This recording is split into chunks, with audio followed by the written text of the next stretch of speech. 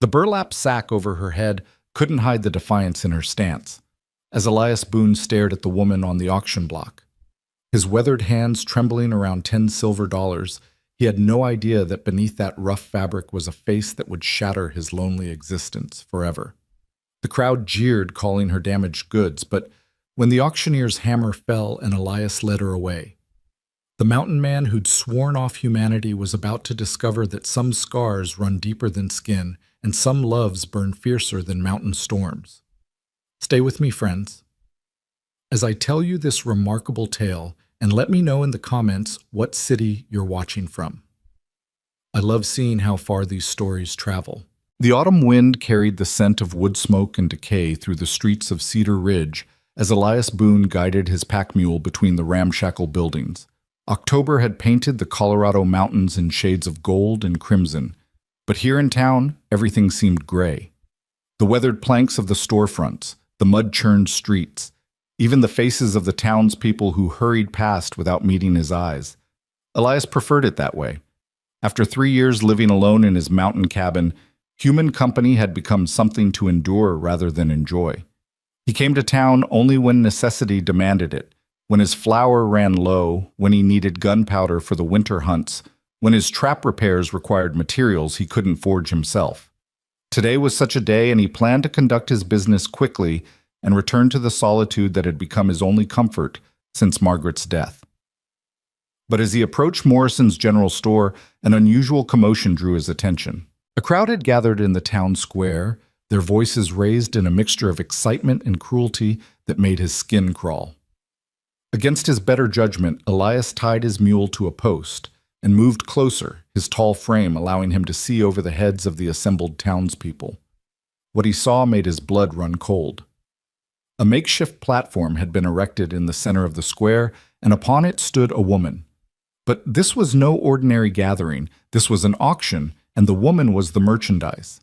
A rough burlap sack covered her head, hiding her features, but her body language spoke volumes. Despite the rope binding her wrists, despite the jeers of the crowd, she stood straight-backed and proud, her chin lifted beneath the sack as if daring the world to break her. "Now, folks," the auctioneer, a greasy man named Josiah Pratt, called out, with a showman's false cheer, "I know she don't look like much, but she's strong as an ox and twice as stubborn. Previous owner says she's good with cooking and cleaning, though she's got a wild streak that needs breaking. Who'll start the bidding at $5? The crowd laughed ugly, mean-spirited laughter that reminded Elias why he'd chosen the mountains over men. Someone shouted, "Take the sack off. Let's see what we're buying." Pratt shook his head. "Terms of sale, gentlemen. The sack stays on until she's bought and paid for. Previous owner's instructions. Says it's for everyone's benefit." More laughter rippled through the crowd, and Elias felt his jaw clench. $3? Shut, someone called out. $3? Pratt scoffed. "Gentlemen, you pay more than that for a decent saddle. This here's a human being broken in for domestic work. Surely she's worth more than $3? Not if we can't see her face," another voice argued. "Could be hiding anything under there. Poxcar's madness, who knows what." The woman on the platform shifted slightly, her bound hands clenching into fists. Elias found himself studying her more closely. Her dress, though worn and patched, had once been a decent garment. Her boots, visible beneath the hem, were sturdy and well-maintained. This wasn't some vagrant or criminal. This was a woman who'd known better days, reduced to this humiliation by circumstances he could only imagine. $4, a new voice offered. Elias recognized Sam Hutchins, who ran the boarding house on the edge of town. The man had a reputation for working his help hard and paying them little. $4 for Mr. Hutchins, Pratt announced. "Do I hear 5? The woman's shoulders tensed. Even through the sack, Elias could sense her desperation. She turned her head slightly, as if trying to gauge where the voices were coming from, who was bidding on her future. The small movement revealed a grace that contradicted her rough treatment, a dignity that no amount of degradation could entirely suppress. $5, called out Wade Garrett, and Elias's blood chilled further. He knew Garrett by reputation, a drunk who'd buried 2 wives already, both under suspicious circumstances. The man leered at the platform, already imagining his purchase. The woman seemed to sense the danger too. She took a small step backward, only to be pushed forward again by Pratt's assistant, a burly man with arms like tree trunks. $5 from Mr. Garrett. Going once. Elias didn't remember deciding to speak. The words simply escaped him, carried on a wave of disgust and inexplicable protectiveness. $10. Every head in the square turned to stare at him. Elias Boone, the hermit of Thunder Mountain, who hadn't spoken more than 10 words to anyone in town for 3 years, had just doubled the highest bid. Pratt's eyes lit up with greed. $10? Now we're talking gentlemen. Do I hear 12? Garrett spun around, his red-rimmed eyes narrowing as he spotted Elias. What's a mountain rat want with a woman? Thought you'd sworn off civilization, Boone? Elias met his gaze steadily. My business is my own. $12, Garrett spat, turning back to the platform. 15 up, Elias countered immediately. A murmur ran through the crowd. This was becoming interesting real entertainment instead of just casual cruelty. The woman on the platform had gone very still, her head tilted as if listening intently to this battle over her fate. Garrett's face flushed purple. You trying to show me up, hermit? I'm trying to conclude a business transaction, Elias replied calmly, though his heart was hammering. $15 was nearly all the money he'd brought to town saved from a season of trapping. If Garrett bid higher, he'd have to walk away, leaving the woman to a fate he didn't want to imagine. $20, Garrett snarled. The crowd gasped. $20 was a substantial sum, more than most men in Cedar Ridge saw in a month. Elias felt his hopes sink. He had $17 in his pocket, and his credit at Morrison's store might stretch to another $5, but that would leave him with nothing for winter supplies. The woman's head drooped slightly, and in that small gesture, Elias saw defeat. She knew what kind of man Garrett was, everyone did, and she knew what awaited her in his hands. $25? Elias heard himself say, though he had no idea how he'd pay it. Garrett whirled on him, hand moving to the pistol at his hip. You don't have that kind of money, mountain man. I have collateral, Elias said, his voice steady despite the risk he was taking. My rifle. It's a Henry repeater worth $40 new. Pratt's eyes gleamed. A Henry rifle was indeed valuable, the kind of weapon that could make a difference in the harsh Colorado wilderness. Let's see this rifle, Mr. Boone.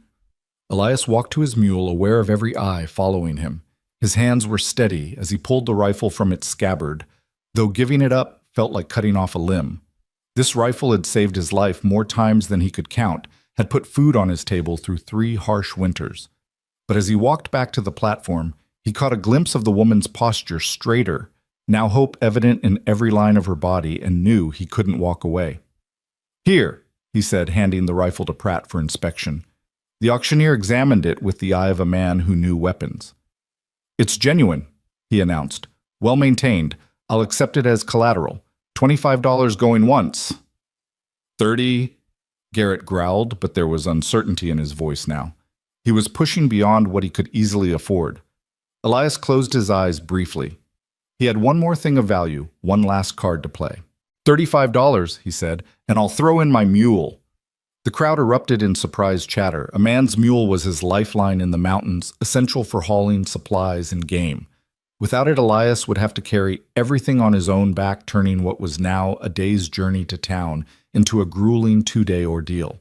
Garrett stared at him, calculation replacing anger in his bloodshot eyes. You're crazy, Boone. No woman's worth your rifle and your mule. Then don't bid against me, Elias replied simply. For a long moment the square was silent except for the wind rattling through the autumn leaves. The woman on the platform stood perfectly still, but Elias could feel her attention fixed on him with an intensity that penetrated even the burlap sack. Finally, Garrett spat in the dirt. She's all yours, hermit. Hope she's worth freezing to death this winter. He stalked away, shouldering roughly through the crowd. Sold, Pratt announced quickly before Elias could change his mind. To Mr. Elias Boone for $35 to be paid in currency and goods as specified. The crowd began to disperse the show over, but not before several men clapped Elias on the shoulder and made jokes about mountain men and their appetites. He ignored them all, focused on the business of transferring his rifle and mule to Pratt's possession and signing the papers that made the woman his legal responsibility. She's all yours, Pratt said, handing over a different set of papers, ownership documents that made Elias's stomach turn. No human should own another yet. Here he was participating in this grotesque commerce. Want me to take the sack off here, or you taking her as is? As is, Elias said quietly. Whatever was under that sack, whoever she was, she deserved to reveal herself in privacy, not as a spectacle for the town's amusement. He climbed onto the platform and approached the woman slowly, as he might approach a wounded animal. I'm going to untie your hands, he said softly. But leave the sack for now. We're going to walk out of here together. Can you do that? She nodded once, a sharp, decisive movement. Elias cut the rope binding her wrists with his knife, noting how raw and chafed they were. She'd been bound for some time, fighting against her restraints. As soon as her hands were free, she rubbed them together, restoring circulation with practiced efficiency. Follow me, he said, and turned toward the platform's edge. He jumped down first, then turned to help her. She ignored his outstretched hand, gathering her skirts and jumping down herself with surprising agility.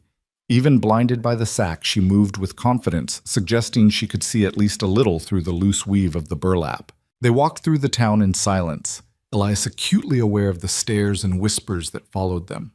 The woman matched his pace without difficulty, her head high despite the sack, her stride purposeful.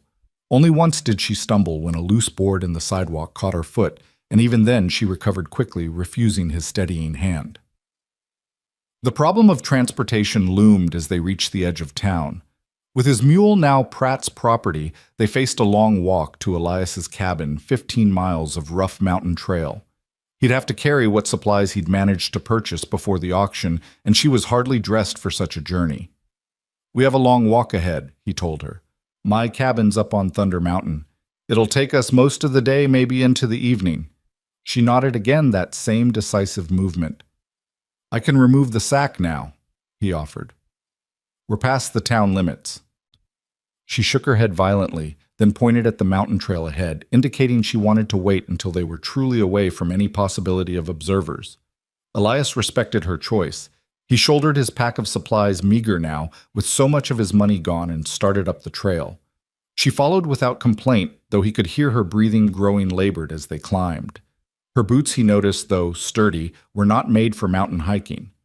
By the time they were an hour out of town, he could see her beginning to limp. We'll rest here, he announced, stopping at a fallen log beside the trail. She sat gratefully, her hands going to her feet. Through the rough weave of the sack, he heard her suppress a gasp of pain. Your feet are blistering, he observed. She nodded, then made a dismissive gesture she could continue. No, he said firmly. We're still 10 miles from my cabin. If your feet give out, we'll be stuck on the mountain overnight, and you're not dressed for the cold up here. He dug through his pack and pulled out a pair of thick wool socks he'd purchased for himself. Put these on over your stockings. They'll cushion your feet. She hesitated, and he could feel her pride warring with practicality. Finally, she took the socks, turning away from him as she worked them on under her skirts. When she stood again, he could see the relief in her posture. They continued climbing the trail, growing steeper and more treacherous as they gained altitude. The autumn sun climbed toward its zenith, providing welcome warmth, but Elias knew it would set early behind the western peaks. They needed to reach the cabin before dark. As they walked, he found himself studying his mysterious companion. Despite the sack, despite her obvious exhaustion and pain, she never complained, never asked for help. When they had to cross a swift-running creek, she hiked up her skirts and waded through without hesitation, though the water must have been shockingly cold. When the trail became a scramble over loose rocks, she climbed with determination, if not skill, accepting his hand only when absolutely necessary. You're not from around here, he said at one point, not really expecting a response. Mountain-born folk moved differently on these trails. She tilted her head, and he could almost feel her considering whether to respond. Finally, she held up 3 fingers, then pointed east. 3 years from the east, he guessed. She nodded. That's about when I came up here myself, he said, surprised to find himself talking. He rarely spoke to anyone about his past, but something about her silent presence made the words come easier. After my wife died. Couldn't stand the civilization anymore, all those people with their sympathy and their suggestions for moving on. The mountain doesn't care about your grief. It just demands you survive. She stopped walking and turned toward him. Even through the sack, he could feel the intensity of her gaze. Slowly, she reached out and touched his arm, a brief, gentle contact that somehow conveyed more understanding than any words could have. They reached a ridge as the sun began its descent toward the western peaks. Elias's cabin was visible now, nestled in a meadow. Another mile ahead, smoke still trickling from the chimney where he'd banked the fire that morning. "There," he said, pointing. "That's home, such as it is." She stood beside him, taking in the view. The cabin was small but solidly built, with a steep roof to shed snow and thick log walls chinked with mud and moss. A small shed stood nearby for storage, and a creek ran past the clearing, providing fresh water. The meadow around it was golden with autumn grass, and the surrounding forest provided both shelter and firewood. For the first time since they'd left town, she made a sound, a small sigh that might have been relief or appreciation or simple exhaustion. "Come on," he said. "Let's get you inside and get that thing off your head." The final mile seemed the longest, both of them stumbling with fatigue by the time they reached the cabin door. Elias pushed it open, grateful he'd never bothered with Locks, who would climb all the way up here to steal from him. The interior was simple but clean. A single room with a stone fireplace, a rough table, and 2 chairs. He'd built himself a bed in one corner and his few possessions arranged on shelves along the walls. It smelled of wood smoke and leather coffee and the herbs he'd hung from the rafters to dry. "Sit," he said, gesturing to one of the chairs. "I'll get the fire going properly." She sank into the chair with obvious relief, her hands going immediately to the sack over her head, then stopping as if afraid to remove it even now. Elias busied himself with the fire, adding wood to the banked coals, until flames leaped up, casting warm light through the cabin.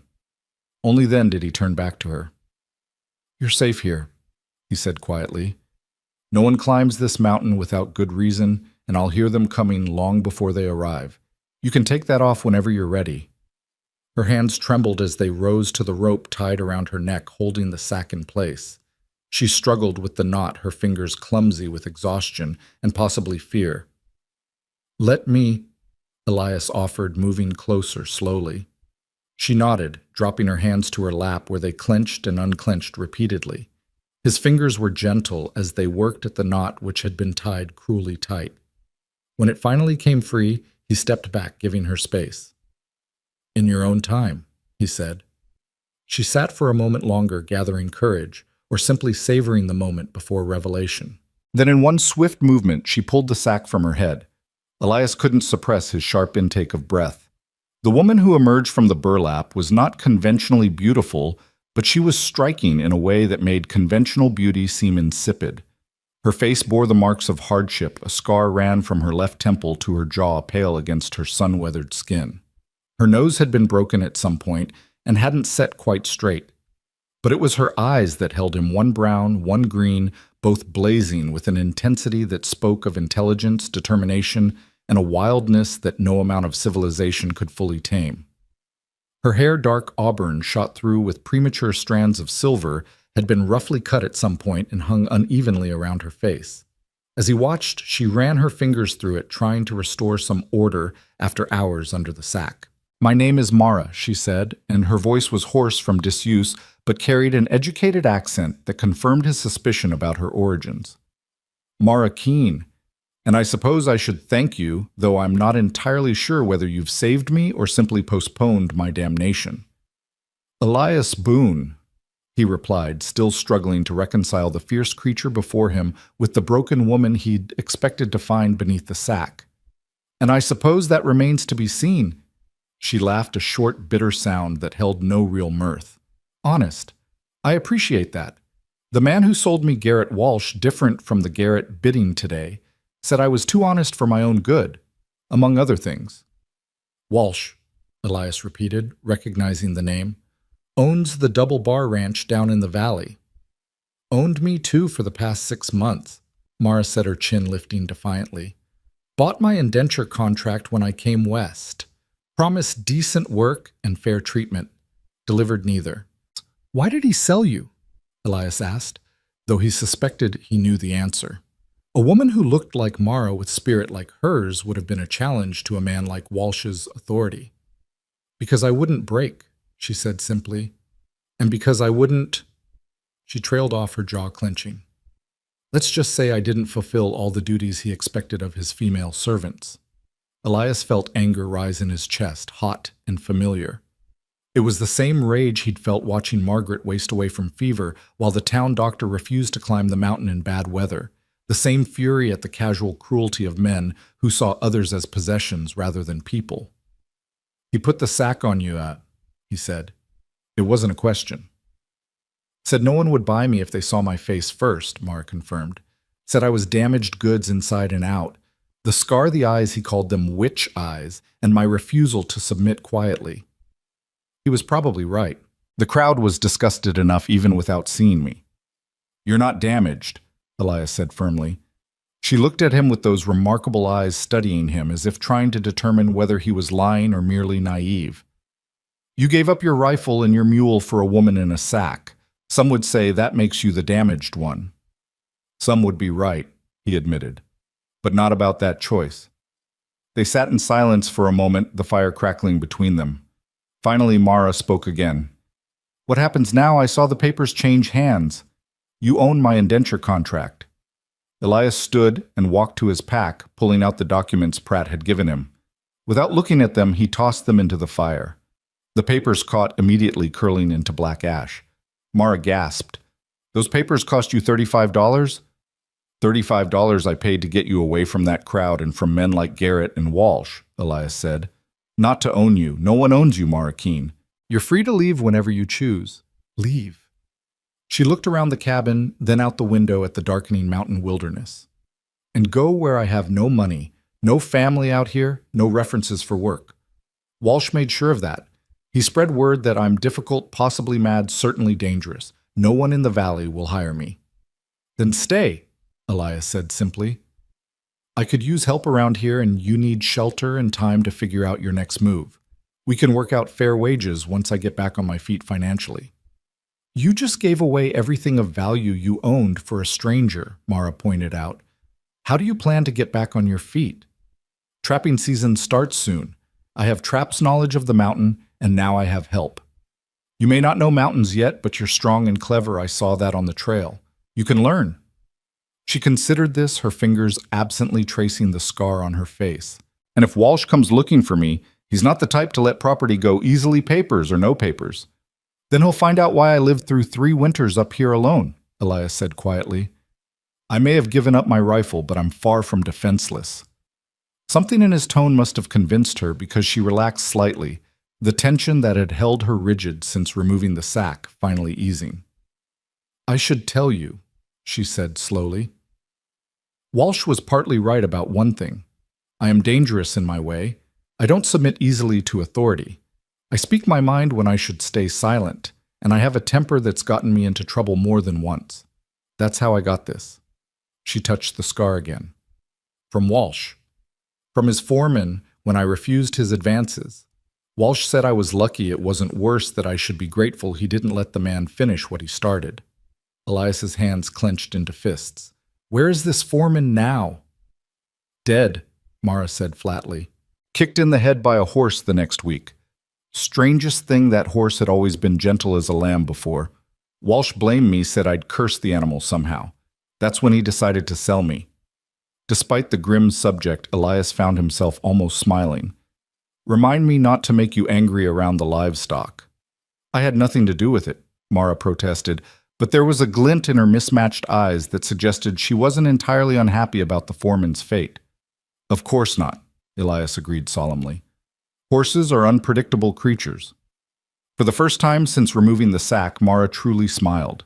It transformed her face, making the scar seem like an accent rather than a disfigurement, turning her unusual features into something uniquely beautiful.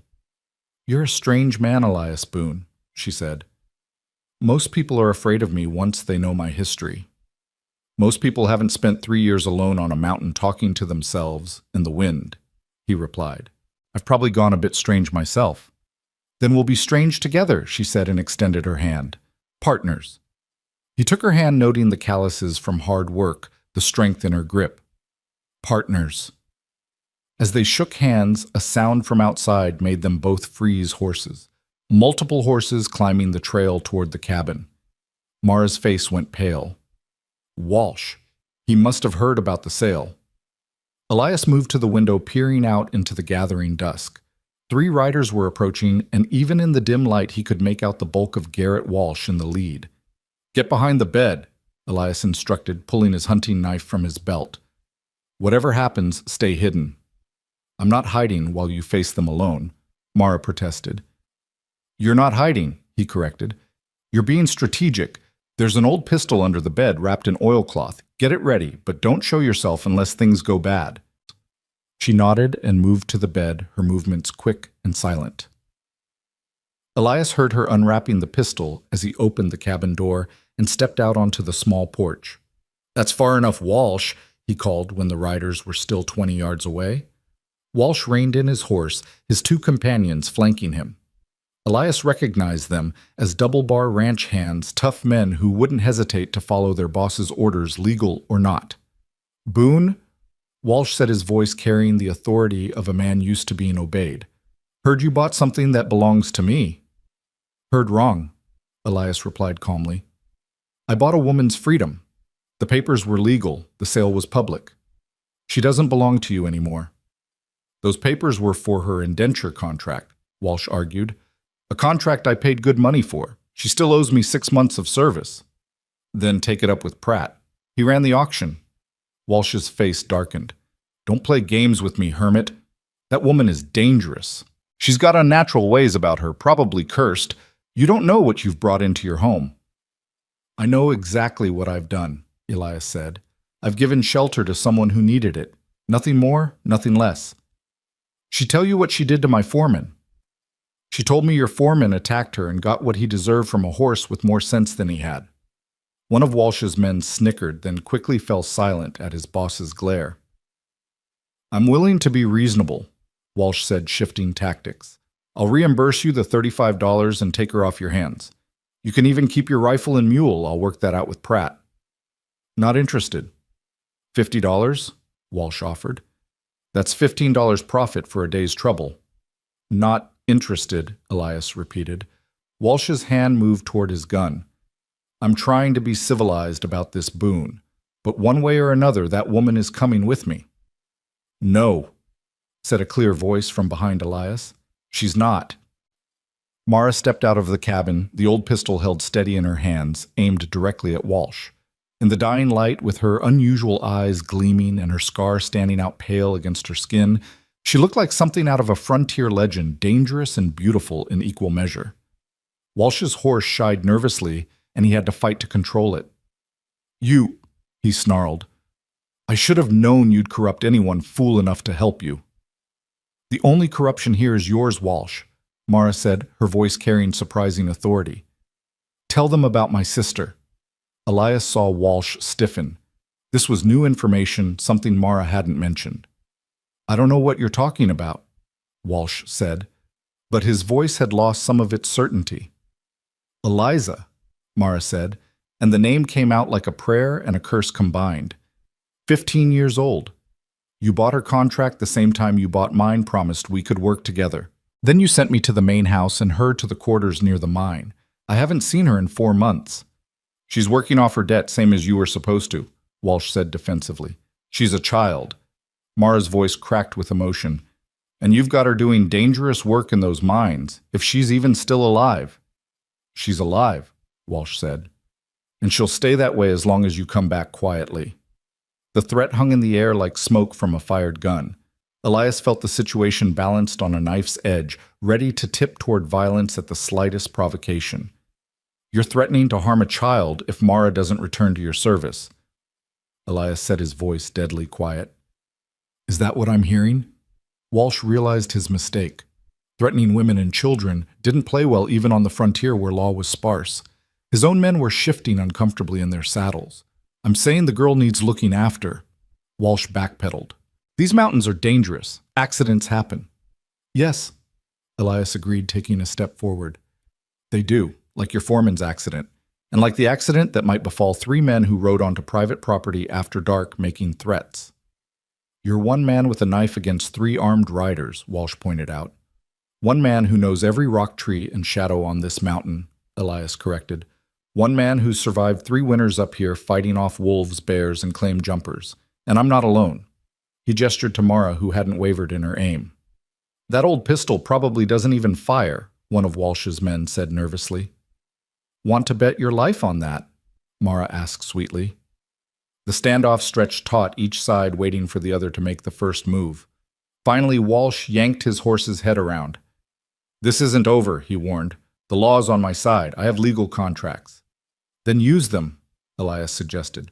Get the sheriff, bring him up here with the proper papers. We'll discuss it like civilized people in the light of day. Walsh spat in the dirt. You've made a powerful enemy today, Boone. Both of you have. You'd best watch your backs. We'll watch each other's, Mara said. That's what partners do.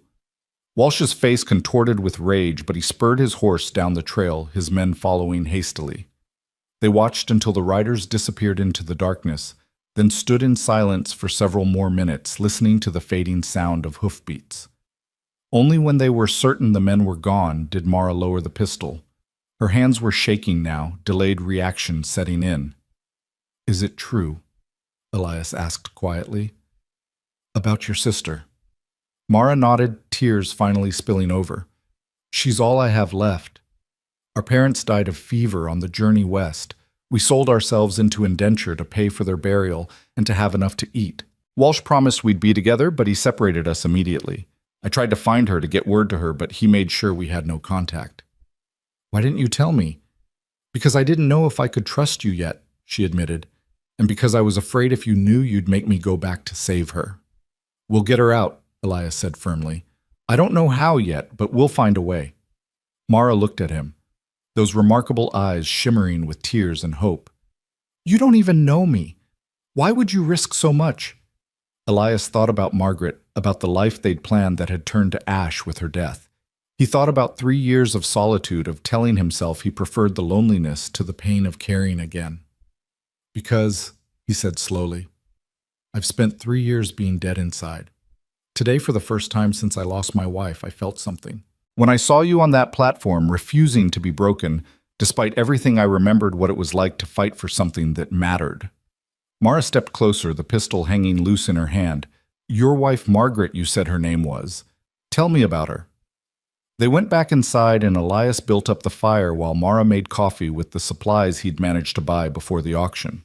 As they sat at his rough table, he found himself talking about Margaret for the first time in years, how they'd met at a church social, how she'd laughed at his fumbling attempts at courtship, how they'd planned to build a life together in the Colorado Territory. She would have loved it up here, he said, staring into his coffee cup.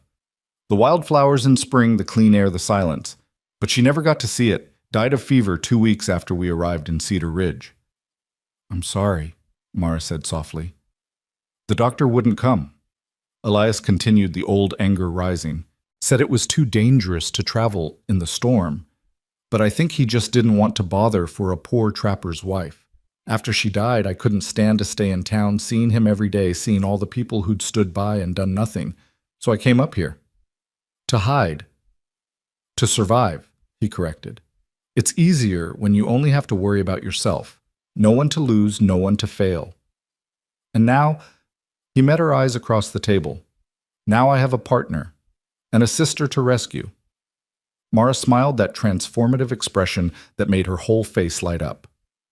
You realize Walsh won't let this go. He's rich, influential. He can make trouble for us. Let him try, Elias said. I may have given up my rifle, but I've got something better now. What's that? Something to fight for again. They spent the rest of the evening planning, discussing strategies for finding and freeing Eliza. Mara sketched a rough map of the Double Bar Ranch from memory, marking the various buildings and the likely location of the mine quarters where her sister was being held. The problem is the legal contracts, Mara said, frustration evident in her voice. Walsh was smart enough to make everything look legitimate on paper. Even if we could get to Eliza, he could have the law bring her back. Then we need to make the contracts invalid, Elias suggested. Find evidence that he's violated the terms or that they were signed under false pretenses. How? He's careful. Any obvious abuses happen away from witnesses and the workers are too scared to speak up. Elias thought for a moment. You said there are other indentured servants at the ranch. At least a dozen last I knew. Men and women both, some with children. And they're all being mistreated. Mara nodded. Overworked, underfed, beaten for minor infractions.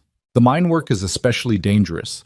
No proper supports, no safety equipment. But Walsh is careful to make it all look like accidents when someone gets hurt.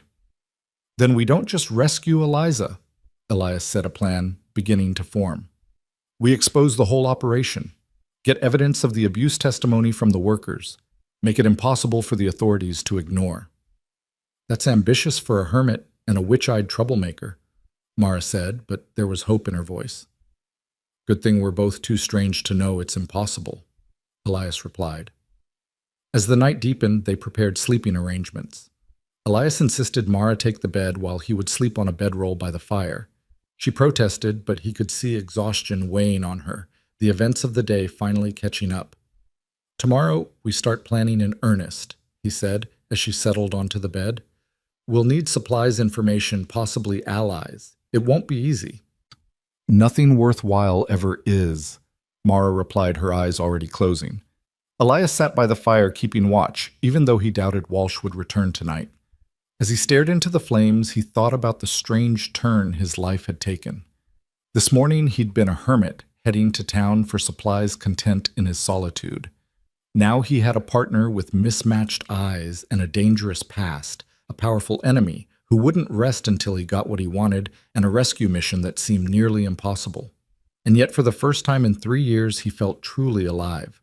The mountain had kept him surviving, but Mara had reminded him there was a difference between surviving and living. Tomorrow would bring challenges, danger, possibly death, but it would also bring purpose. A sound from the bed made him turn. Mara was talking in her sleep, her sister's name on her lips. Even unconscious, she was fighting for what mattered. Elias pulled his knife from his belt and began sharpening it against a whetstone, the rhythmic scraping a promise to the night. Walsh thought he'd won by separating the sisters by using one to threaten the other. But he'd made a crucial mistake. He'd given them both something to fight for, and he'd brought them to the attention of a man who'd lost everything once and refused to let it happen to someone else. The first snows would come soon, Elias knew. The mountain would become even more dangerous, more isolated. But that isolation could work in their favor. Walsh was a valley man used to comfort and control. Up here in the thin air and brutal cold, different rules applied. As if sensing his thoughts, Mara stirred and spoke clearly in her sleep. The mountain doesn't care about your money, Walsh. Elias smiled grimly. No, the mountain didn't care about money or influence or legal contracts. It cared about strength, determination, and the will to survive. And in those currencies, he and Mara were wealthier than Walsh could ever be. The fire crackled and sparked, sending shadows dancing across the cabin walls. Outside wind began to rise, bringing with it the scent of coming snow. Somewhere down in the valley, Walsh was probably raging, planning his next move, confident in his power. Let him plan, Elias thought. Up here on Thunder Mountain, strange alliances were forming, and broken people were discovering they were stronger than anyone imagined. The auction block, the sack over Mara's head, the jeering crowd, all of it had led to this moment, this unlikely partnership. Tomorrow they would begin their campaign against Walsh. But tonight, for the first time in years, Elias Boone was not alone in his cabin. The sound of another person breathing, the knowledge that someone else would face whatever came with him, filled the space that had been empty since Margaret's death. He touched the wedding ring he still wore, a habit he'd developed when making important decisions. I think you would have liked her, he whispered to the memory of his wife. She's got your kind of courage, the kind that doesn't know when to quit. The wind howled louder, and Elias added more wood to the fire. Whatever storms were coming, weather or Walsh, they would meet them together. The mountain man who'd bought a rejected bride with a sack on her head had found something he hadn't been looking for, a reason to rejoin the fight. And this time he wouldn't face it alone. The first light of dawn crept through the cabin window, painting golden streaks across the rough wooden floor. Elias had dozed fitfully through the night, jerking awake at every sound, but the mountain had remained quiet except for the usual nocturnal rustlings of small creatures and the whisper of wind through pine boughs. Mara stirred on the bed, sitting up with the alertness of someone accustomed to danger. Her mismatched eyes found him immediately, and she relaxed slightly when she saw he was alone and unharmed. You should have woken me for a watch shift, she said, swinging her legs over the edge of the bed. You needed the rest more than I did, Elias replied, stretching muscles stiff from sitting all night. Besides, I'm used to keeping watch. Did it for months after Margaret died, convinced the fever would come for me too if I let my guard down. She studied him with those penetrating eyes. Did it come for you? In a way. Not fever of the body, but fever of the mind. Grief can burn just as hot, leave you just as hollowed out. He stood joints protesting. But we have work to do. Walsh won't wait long before his next move. Mara rose and moved to the window, peering out at the meadow, where morning mist clung to the golden grass. He'll go to the sheriff first, try to make this legal. Sheriff Brennan owes him favors, everyone knows it. They'll come with papers, warrants, whatever Walsh can manufacture. How long do we have? 2 days, maybe 3. Brennan doesn't like climbing mountains any more than that doctor you mentioned. He'll take his time, hope we come down on our own. Then we use those days wisely, Elias said, pulling on his coat. First things first, we need supplies. I gave away most of my money yesterday, but I have pelts from last season stored in the shed. They should bring enough to get us through. I can help with that, Mara said, surprising him. I learned to cure hides back east before everything. My father was a tanner. It was a skill Walsh never knew I had, or he would have put me to work on it. They worked through the morning, Mara proving her words true as she expertly evaluated each pelt, separating them by quality and probable value. Her hands moved with practiced efficiency, and Elias found himself watching her more than he should, fascinated by the competence she displayed. These beaver pelts are excellent, she said, running her hand along one particularly fine specimen. You could get $15 for this one alone in Denver. Denver's 5 days from here, Elias pointed out. We don't have that kind of time. No, but Thomas Morrison at the general store has a brother in Denver who deals in furs. He might give us Denver prices minus his commission if we offer him exclusive rights to your winter harvest. Elias raised an eyebrow. You learned all that in 6 months at Walsh's ranch. I learned to listen, Mara said with a slight smile.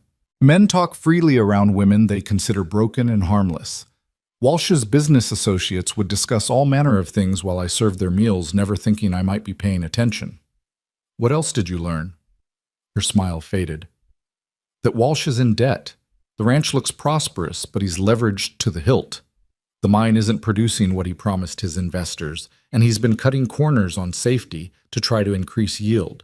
That's why he needs the indentured servants' free labor is the only thing keeping him afloat. Which means he can't afford to lose them, Elias mused, or to have his treatment of them exposed, bad for attracting new investors. Exactly. Mara set aside the last pelt and stood brushing dust from her worn dress. There's something else. One of his investors is a federal judge named Harrison. Walsh has been very careful to keep the judge from seeing the actual conditions at the ranch. Federal judge? Elias's interest sharpened. That's bigger than local law. Much bigger. And Judge Harrison has a daughter, idealistic young woman named Catherine, who's involved with the abolition movement. Even though slavery's been over for 15 years, she's passionate about workers' rights. She visited the ranch once, and Walsh made sure she only saw the main house and the best quarters. But I heard her asking questions, uncomfortable questions about the contracts and working conditions. Could she be an ally? Possibly if we could get evidence to her, but she lives in Denver and her father intercepts most of her correspondence. Walsh made sure of that after her visit. Elias considered this as they loaded the pelts onto a makeshift sledge. Without his mule, they'd have to drag it down the mountain themselves, but it was manageable with 2 people. We need someone else, he said finally. Someone local who might be sympathetic. Any ideas, Mara thought, as they began the descent, the sledge sliding easily on the pine needle-covered trail. There's a woman in town, Rosa Valdez. She cooks at the boarding house. Her husband, Juan, worked at Walsh's mine until he lost his leg in a collapse. Walsh threw them out without compensation, claimed Juan had been careless. Rosa knows the truth, but she's afraid to speak up. They have 3 children. Would she help us? She might if she thought we had a real chance. She loved Juan's sister. She was one of the indentured servants who died in the mine last winter. Walsh called it pneumonia, but Rosa suspected worse. They continued down the mountain, the weight of the sledge requiring both of them to control its descent on the steeper sections. As they worked together, Elias found himself oddly comfortable with the partnership. Mara anticipated needs without being asked, adjusted her grip when the load shifted, and matched his pace perfectly. It was like dancing with a partner who knew all the steps. "Can I ask you something?" Mara said as they paused to rest at the creek crossing. "Ask." "Why didn't you remarry? 3 years is a long time to be alone." Elias was quiet for a moment, watching the water rush over the stones. "Fear, I suppose. Fear of losing someone again. It seemed easier to just not try. And now," he looked at her, this fierce woman with her scarred face and extraordinary eyes, "now I'm starting to think the fear of never trying again might be worse than the fear of loss." She held his gaze for a long moment, something unspoken passing between them. Then she turned away, focusing on the sledge. "We should keep moving. I want to be back before dark." The rest of the journey to town passed in companionable silence, both of them alert for any sign of Walsh's men, but the trail remained empty except for a pair of deer that bounded away at their approach. Cedar Ridge looked different to Elias as they entered from the mountain trail. Yesterday, it had been just another necessary evil, a place to buy supplies and escape as quickly as possible. Now he saw it through strategic eyes, noting which buildings provided good cover, which citizens might be allies or enemies where Walsh's influence was strongest. Morrison's general store was busy with afternoon customers, but conversation stopped when Elias and Mara entered. She kept her head high despite the stares and whispers, though Elias noted the way her hand stayed close to the knife he'd given her that morning. Thomas Morrison himself emerged from behind the counter, his expression wary. "Boone, heard you had some excitement yesterday." "I made a purchase," Elias said evenly. "Nothing more exciting than that." Morrison's eyes flicked to Mara, taking in her scar, her unusual eyes the proud set of her shoulders. "Walsh was in here this morning. Said you stole something from him." "Walsh says a lot of things," Mara interjected, her voice calm but carrying an edge. "Doesn't make them true." "No," Morrison agreed slowly. "It doesn't." He seemed to make a decision. "What can I do for you folks?" Elias gestured to the sledge outside. "Prime pelts. Thought you might be interested, especially if your brother in Denver is still buying." Morrison's commercial instincts overtook his caution. He followed them outside and examined the furs with an expert eye, his expression growing more interested with each one. "These are excellent quality," he admitted. "I could go as high as $60 for the lot." "75, Mara countered. "And exclusive rights to Mr. Boone's winter harvest." Morrison looked at her with surprise and a touch of respect. "You know the business." "I know quality when I see it. These pelts are worth $90 in Denver. Your brother takes 20% commission. That leaves $72 profit. You're still making money at 75. The negotiation continued for several minutes, finally settling at $70 cash plus $20 in store credit. As Morrison counted out the bills, he lowered his voice. "Walsh is planning something. He had his men in here buying rope and chains this morning. Heavy ones, the kind you'd use for restraining someone." Elias felt Mara tense beside him. "When?" "Don't know. But I'd be careful if I were you. Walsh doesn't like being defied, and he's got the sheriff in his pocket." "We know," Elias said. "Thanks for the warning." They used some of the store credit to purchase ammunition for the old pistol, more food supplies, and surprisingly, Mara insisted on a small mirror and a pair of scissors. "Vanity?" Elias asked quietly. "Strategy," she replied. "If we're going to fight Walsh publicly, I need to look less like a wild woman and more like someone whose testimony might be believed." As they prepared to leave, Rosa Valdez entered the store, a basket on her arm. She stopped short when she saw Mara, her eyes widening with recognition. "Mara Dios mío, we heard you were sold, but—" "I'm free now," Mara said quickly, glancing around to see who might be listening. "Mrs. Valdez, could we speak privately?" Rosa hesitated, fear flickering across her face. Then she straightened, some internal resolve hardening. "Come to my house tonight. After dark. The back door." She gave them directions to a small cottage on the poor side of town, then hurried away. As they left the store, Elias noticed one of Walsh's men lounging against a post across the street, watching them with undisguised interest. The man made no effort to hide his surveillance, even touching his hat mockingly when he saw Elias looking. "We're being followed," Elias murmured. Let them follow away, Mara said loudly enough for the man to hear. We have nothing to hide. They made their way back to the mountain trail, the watcher trailing them to the edge of town, but not beyond. The climb back was harder without the pelts, but with supplies to carry, and by the time they reached the cabin, both were exhausted. He's trying to intimidate us, Mara said as they unpacked. Make us nervous, prone to mistakes. Is it working? She smiled grimly. I've lived with fear for 6 months. One more man watching me doesn't change much. Her expression softened. Though it's different now. Now I have someone watching back. As evening approached, they prepared for the journey back to town to meet Rosa. Elias loaded the pistol and tucked a second knife into his boot. Mara used the mirror and scissors to trim her hair into something more respectable, the lamplight catching the auburn highlights among the silver. You look, Elias started, then stopped, unsure how to finish. Less like a witch, she suggested with dark humor. More like yourself, he corrected. Like the person you were before Walsh tried to break you. She set down the mirror, her expression vulnerable for a moment. That person is gone, Elias. She died somewhere between watching her parents buried and being sold on that platform. No, he said firmly. She's wounded, changed, but not gone. I see her every time you lift your chin in defiance, every time you fight for your sister. You see what you want to see. I see a survivor, and survivors don't have the luxury of dying inside, no matter how much easier it might be. The journey down the mountain in darkness was treacherous, but they moved carefully, aware that Walsh's men might be watching the trails. The moon was nearly full, providing enough light to navigate, and they reached the outskirts of Cedar Ridge without incident.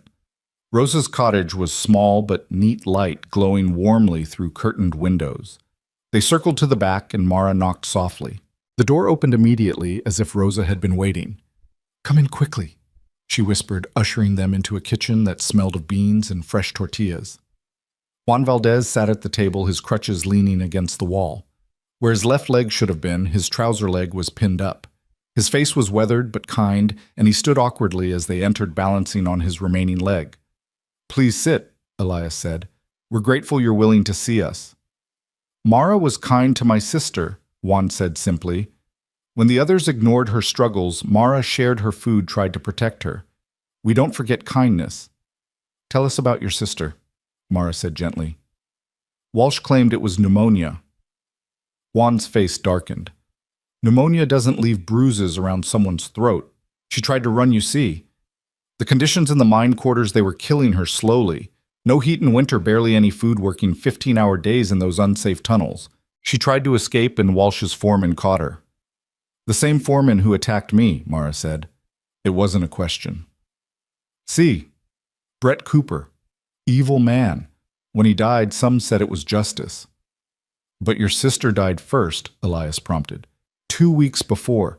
They brought her body out and said she'd gotten sick, died in her sleep. But I saw her. Those marks on her neck, they told a different story. Rosa had been silent, but now she spoke, her voice trembling with suppressed rage. Walsh owns the sheriff, the mayor, half the town council. Who would listen to a Mexican laborer and his wife? A federal judge might, Elias said. If we had evidence, testimony, multiple witnesses. Juan and Rosa exchanged glances. There are others, Rosa said slowly. Other families who've lost people, who've seen the abuses. But they're afraid. How many? Mara asked. Maybe a dozen families in town. More scattered through the valley, but Walsh has eyes everywhere. If he suspected we were organizing, he already suspects, Elias pointed out. That's why his men are watching us. The question is whether we act before he does. There's something else, Juan said. He hobbled to a cabinet and pulled out a worn leather journal. My sister, she could read and write, taught herself. She kept records of everything, the conditions, the punishments, the deaths that were covered up. She hid this in the mine before she tried to run. Mara took the journal with trembling hands, opening it carefully. Even in the dim light, they could see pages covered with neat handwriting, dates, names, incidents described in careful detail. This is evidence, she breathed. Real documented evidence. But it's not enough by itself, Juan warned. Walsh would claim it was fabricated, the ravings of a disturbed woman. Not if we had corroborating testimony. Elias said, his mind working quickly. Multiple witnesses telling the same stories, matching the dates and details in the journal. And my sister, Mara added, her voice tight with emotion. She's still there, still in those mine quarters. She could testify to current conditions. Rosa leaned forward. There's a gathering tomorrow night, a prayer meeting at the old mission outside town. Many of the Mexican families attend, including some who work for Walsh. If you came, spoke to them together, showed them the journal. It's dangerous, Juan warned. If Walsh finds out, he's going to move against us anyway, Elias interrupted. Morrison said he bought chains and rope. He's planning something, probably using the sheriff to make it look legal. We need allies before that happens. They spent another hour planning, Rosa providing names of families who might be sympathetic, Juan sketching a map of the mission and surrounding area. As they prepared to leave, Rosa pressed a bundle into Mara's hands. Bread and dried meat, she said. And this. She pulled out a small wooden cross on a leather cord. It was my mother's. For protection. Mara's eyes filled with tears as she accepted the gifts. We'll get justice for your sister-in-law, I swear it. Just stay alive, Rosa replied. The dead can't testify. The journey back to the cabin was tense, both of them alert for ambush. But the trail remained empty, the forest quiet except for the usual nocturnal sounds. As they climbed, Mara clutched the journal to her chest like a talisman. This changes everything, she said.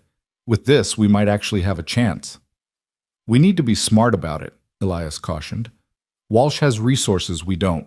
Money men, influence. Our only advantages are surprise and the truth.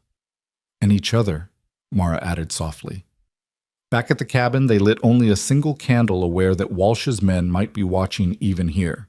By its flickering light, they read through the journal together, Mara translating some of the Spanish passages. The stories were heartbreaking. Maria Valdez had documented everything with a precision that spoke of desperate hope that someday someone would read her words and act. Workers beaten for minor infractions, women assaulted by foremen, children as young as 10 working in the mines, safety equipment denied to save costs, at least 7 deaths covered up as accidents or illness. Listen to this, Mara said, her voice thick with emotion. Today they brought Eliza Keene to the quarters, just 15 separated from her sister who protects her. Walsh says the pretty ones work the house, the plain ones work the mines. But Eliza is pretty, and still they sent her here. Punishment for her sister's defiance, Cooper says. The child cries at night for her sister. We try to comfort her, but what comfort can we give in hell? Elias watched Mara's face crumble as she read her sister's name. He moved closer, not touching, but offering presence. She's alive, he said firmly. That entry is from 3 weeks ago. She's alive and we're going to get her out. What if she hates me? Mara whispered. What if she thinks I abandoned her? Then you'll prove otherwise. You're here fighting for her. That's what matters. Mara wiped her eyes and continued reading. Near the end of the journal, the entries became more desperate, more fragmentary. The last entry, dated just days before Maria's death, was chilling in its simplicity. Cooper knows about the journal. God help us all. He killed her for this, Mara said, and then he came after me, probably thinking I knew about it. But the journal survived, Elias pointed out. Maria's testimony survived. We'll make sure her death wasn't in vain. They worked through the night, copying crucial passages, preparing their case. As dawn approached, exhaustion finally overtook them. Mara had fallen asleep at the table, her head pillowed on her arms, the journal beneath her protective hand. Elias covered her with a blanket, then stepped outside to watch the sunrise. The mountains were painted gold and pink, beautiful, and indifferent to human struggles. But change was coming. He could feel it like the pressure before a storm. A movement in the tree line caught his eye. A figure on horseback watching the cabin, not trying to hide, just observing. Even at a distance, Elias recognized the bulk of Brett Cooper's replacement, a man named Stokes, who had a reputation even worse than his predecessor. Elias raised his hand in a mocking wave. The rider remained motionless for another moment, then turned and disappeared into the forest. Let them watch, Elias murmured. Let them wonder what we're planning. Inside, Mara stirred, lifting her head and blinking in confusion before memory returned. Did I fall asleep? Just for a few hours, We have a visitor. He gestured toward the trees. Walsh's new foreman, keeping an eye on us. Mara stood and stretched, then moved to stand beside him. They're getting nervous. Good. Tonight's the prayer meeting, Elias reminded her. Are you ready for this? She touched the journal, now wrapped in oilcloth for protection. I've been ready since the day they separated me from Eliza. The question is whether the others are ready to stand with us. Only one way to find out. They spent the day preparing both practically and mentally. Elias cleaned and loaded every weapon they had while Mara practiced what she would say at the meeting, how she would present Maria's journal, how she would appeal to people's courage rather than their fear. Don't promise them safety, Elias advised. They know that's a lie. Promise them that their children won't have to live in fear of Walsh. Promise them dignity. Is dignity worth dying for? Mara asked. You tell me. You stood on that platform with a sack over your head, but you never bowed. Was that about survival or dignity? She considered this. Both. Survival without dignity isn't really living. It's just existing. As afternoon faded toward evening, they prepared for the journey to the mission. Mara wore her best dress, the one she'd been sold in, now cleaned and mended. She looked respectable, even with the scar, even with her unusual eyes. More importantly, she looked determined. Whatever happens tonight, Elias said as they prepared to leave, we've already won something. We've proven Walsh doesn't have the power he thinks he has. Two people standing against him, that's a crack in his wall. Let's hope it's enough to bring the whole thing down, Mara replied. They left the cabin as dusk was falling, taking a circuitous route to avoid the main trails. The mission was 5 miles from town, an old Spanish structure that predated Cedar Ridge by decades. It served the Mexican community and anyone else too poor or unwelcome to attend the Protestant church in town. As they approached, they could see wagons and horses gathered outside, families arriving for the evening service. Children played in the courtyard while adults talked in small groups, their voices a mixture of Spanish and English. Several people recognized Mara, their expressions ranging from surprise to fear to something that might have been hope. She held her head high, meeting their gazes, directly letting them see that she was unbroken. Father Miguel, an elderly priest with kind eyes and gnarled hands, greeted them at the door. Rosa Valdez said you might come. You are welcome here, though I warn you not everyone will be receptive to what you have to say. We're not asking for everyone, Elias replied. Just enough. The interior of the mission was simple wooden benches, whitewashed walls, a carved altar that had probably come from Spain generations ago. About 40 people had gathered, mostly families, mostly poor, mostly bearing the subtle signs of hard labor and harder lives. Rosa and Juan were there, and Rosa nodded encouragingly as Mara and Elias found seats near the back.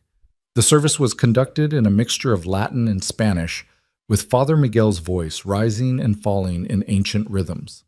When the formal service ended, Father Miguel spoke in English. We have visitors tonight who wish to address the community about matters of justice. I ask you to listen with open hearts. Mara stood the journal in her hands. Every eye turned to her, and Elias could feel the tension in the room ratchet up. My name is Mara Keene. She began, her voice clear and strong. Many of you know me. I worked at the Walsh Ranch until 3 days ago. Some of you saw me sold like livestock in the town square. Uncomfortable shifting from the audience, but no one spoke. I'm here because Maria Valdez can't be. She held up the journal. She left us her voice, her testimony about what happens at Walsh's mine, about the deaths he covers up, the abuses he permits, the children he forces into dangerous labor. We know all this, Guy, someone called out. But what can we do? He owns half the valley. He owns land and buildings, Mara corrected. He doesn't own us, not anymore. She began to read from the journal, Maria's words filling the mission with their quiet power. Dates, names, specific incidents. The crowd grew quieter as she read, some people weeping openly as they heard their own stories, their own losses reflected in Maria's careful documentation. When she finished, the silence was absolute. Then an older man stood. My nephew died in that mine last year. Walsh said it was a cave-in unavoidable, but Roberto had complained about the support beams, said they were rotten. Walsh ignored him. A woman stood next. My daughter works in the house. She comes home with bruises she won't explain. Says if she complains, the whole family will be thrown off the land we rent from Walsh. One by one, people stood and spoke. Stories of abuse, exploitation, fear. The dam had broken, and years of suppressed anger and grief poured out. But then a man near the door stood, his face hard. This is foolish talk. Walsh has the sheriff, the mayor, most of the town. You think a journal and some sad stories will change anything? He'll crush us all. He's already crushing us, Juan Valdez said, struggling to his feet. Slowly but surely. How many more have to die before we say enough? Easy for you to say, the man retorted. You already lost your leg. What about those of us still trying to feed our families? The meeting was fracturing fear battling against anger. Elias stood, drawing attention. You don't know me, he said. I'm the hermit from Thunder Mountain. I came to this valley to hide from the world to avoid exactly this kind of fight. But sometimes the fight comes to you whether you want it or not. He moved to stand beside Mara. Walsh thinks his money and influence make him untouchable. But there's a federal judge in Denver whose daughter cares about workers' rights. There are newspapers that would love a story about exploitation and murder in the Colorado mountains. Walsh is vulnerable, but only if we stand together. Pretty words, the skeptical man said. But who's going to get this evidence to Denver? Who's going to risk their neck?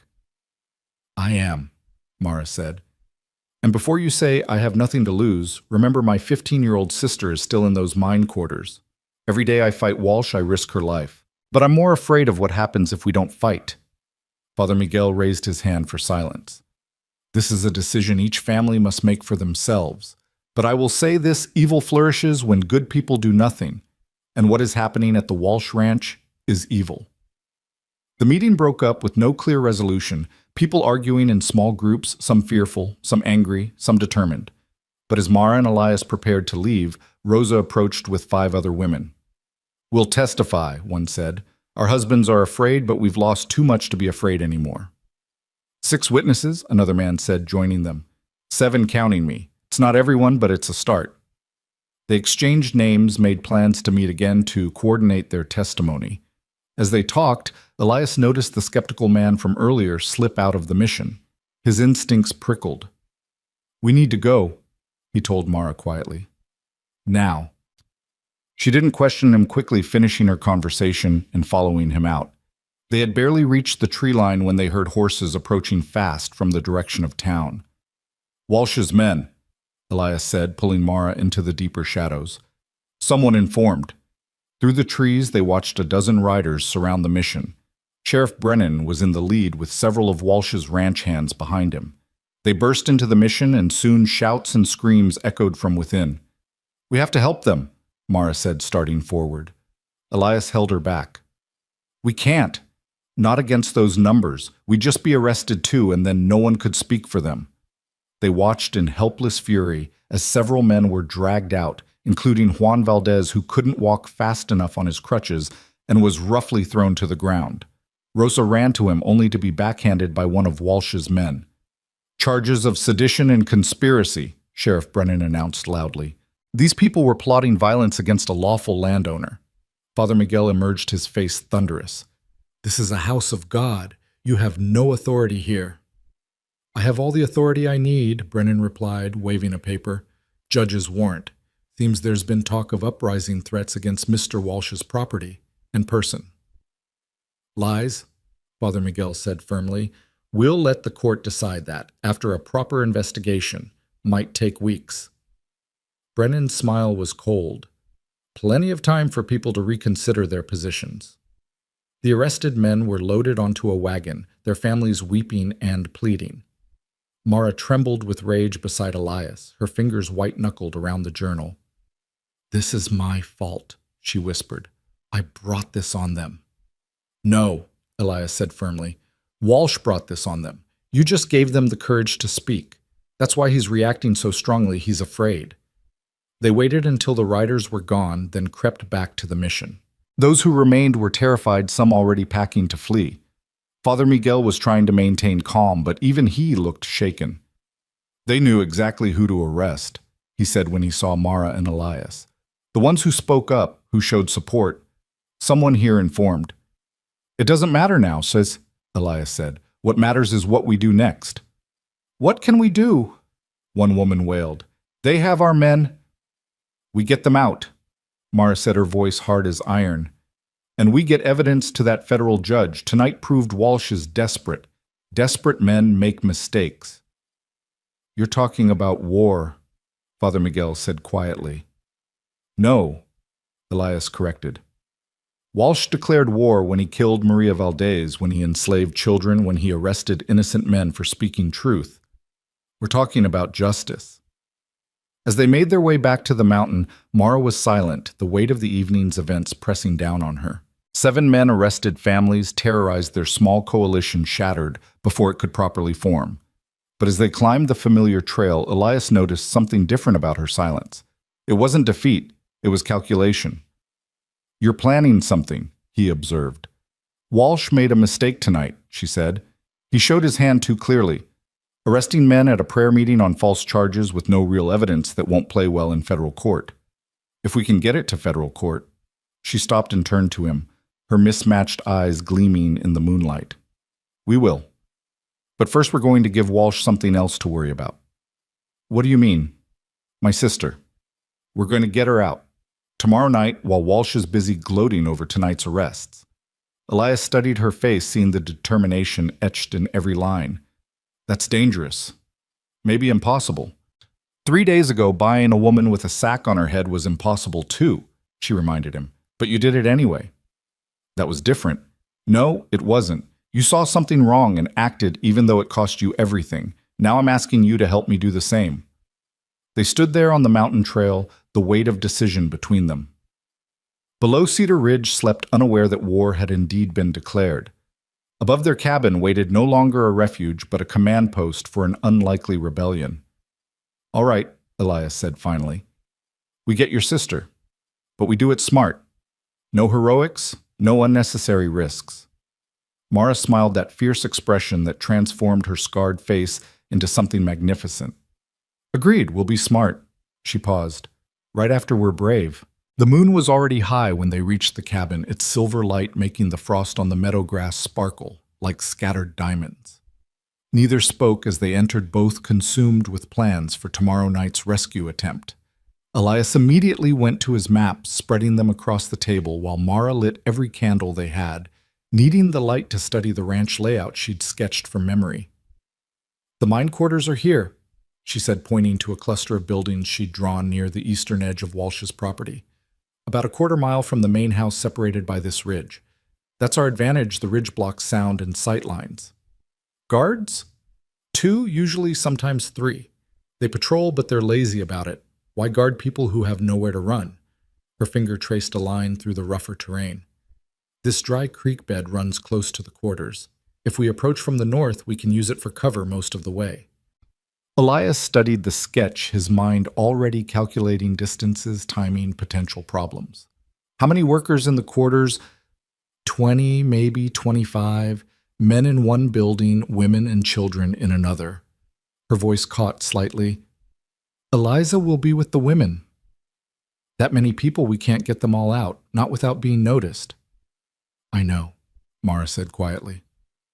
Just Eliza. The others, we'll have to help them another way. The weight of that decision hung between them. Choosing to save one while leaving others behind went against everything they'd been fighting for, but attempting to rescue everyone would doom them all. After tonight's arrest, Walsh will be watching for retaliation, Elias pointed out. He might have increased guards. Or he might be overconfident, thinking he's broken our resistance. Mara moved to the window, staring out at the darkness. Either way, we can't wait. Every day Eliza stays there, she's in danger. Maria's journal mentions that younger girls sometimes just disappear. Elias joined her at the window. We'll need a distraction, something to draw attention away from the quarters. Fire, Mara suggested.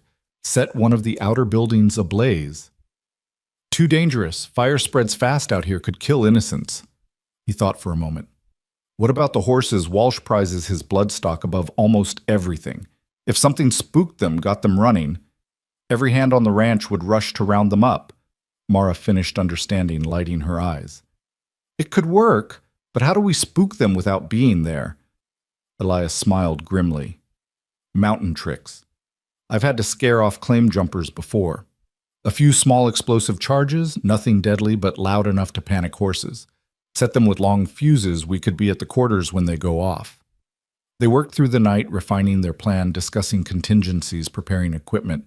Elias showed Mara how to make the small charges using gunpowder and paper, how to cut fuses to burn at specific rates.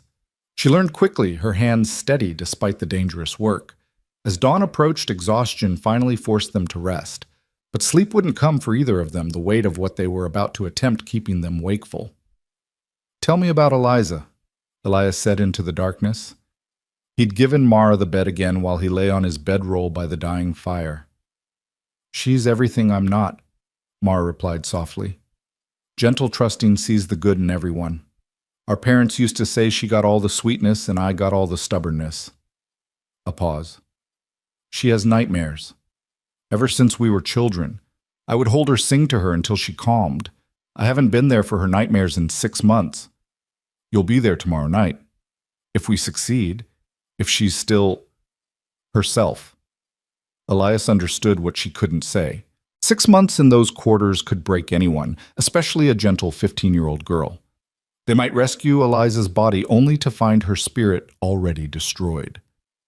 "Whatever state she's in, she'll need you," he said firmly, "and you'll be there. That's what matters." Dawn came too soon, bringing with it a cold wind that spoke of winter's approach. They spent the day gathering final supplies, testing their makeshift explosives in the forest, well away from the cabin. The charges worked perfectly, creating sharp cracks that echoed off the mountain like gunshots. As afternoon wore on, a rider appeared on the trail below. Not one of Walsh's men, but Thomas Morrison from the general store, laboring up the steep path on a borrowed horse. Elias met him with rifle in hand, though he lowered it when he recognized the shopkeeper. "Morrison, risky coming up here." Morrison dismounted, breathing hard from the climb. "Had to warn you, Walsh is planning something big. He's called in Favor's hired guns from Denver. They arrive tomorrow." "How many?" Mara asked, emerging from the cabin. 20, maybe more. Professional mercenaries, not local ranch hands." Morrison pulled a letter from his coat. "This came for you, Ms. Keene, but Bespas, through my store, addressed to you, care of general delivery. No return address, but the postmark is Denver." Mara took the letter with trembling hands, recognizing the handwriting immediately. "It's from Catherine Harrison, the judge's daughter." She tore it open, reading quickly, her face paling with each line. "What does it say?" Elias asked. "She heard about the arrest. News travels fast when a federal judge's name is invoked falsely. Her father is furious that Walsh used his name on those warrants without permission." She looked up, hope flickering in her eyes. "Judge Harrison is coming to Cedar Ridge. He'll be here in 3 days to investigate." 3 days, Morrison repeated. "But Walsh's mercenaries arrive tomorrow. He's planning to clean house before the judge arrives, make sure there's no evidence and no witnesses." The implications were clear. Walsh intended to eliminate anyone who might testify against him, probably claiming they were killed trying to escape or in some fabricated uprising. "We have to warn the others," Mara said urgently. "The families from the mission Rosa." "Already done," Morrison assured her. "Quietly spread word for people to lay low, stay together, stay in public places. But the men in jail, the workers at the ranch, they're sitting ducks." "Then we move tonight as planned," Elias decided. "Get Eliza out before those mercenaries arrive. Tomorrow, we figure out how to protect the others." Morrison handed over another package. "Ammunition. Figured you might need it. And this." He pulled out a deputy's badge.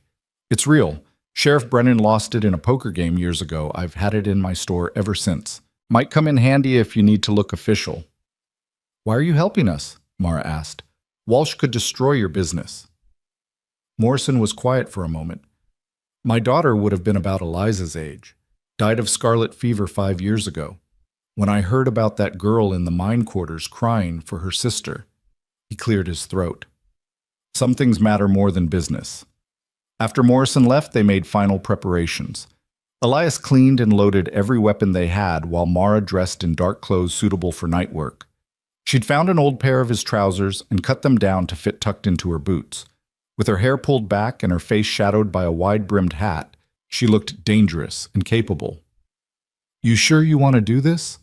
Elias asked one final time as dusk fell. I've never been more sure of anything, she replied, checking the knife at her belt. Except maybe trusting you that day on the platform. They set out as darkness claimed the valley, taking a circuitous route that added miles but kept them away from traveled roads. The explosive charges were divided between them, wrapped carefully to prevent accidental detonation. The night was cold and clear, perfect for sound to carry both an advantage and a danger. It took 3 hours to reach the outskirts of Walsh's ranch, moving carefully through rough terrain. They could see lights in the main house, hear music and laughter. Walsh was celebrating his victory over the prayer-meeting rebels. Arrogant bastard, Mara whispered, throwing a party while people suffer in his jail and his mines. They circled wide toward the horse paddock, staying low and moving between patches of shadow.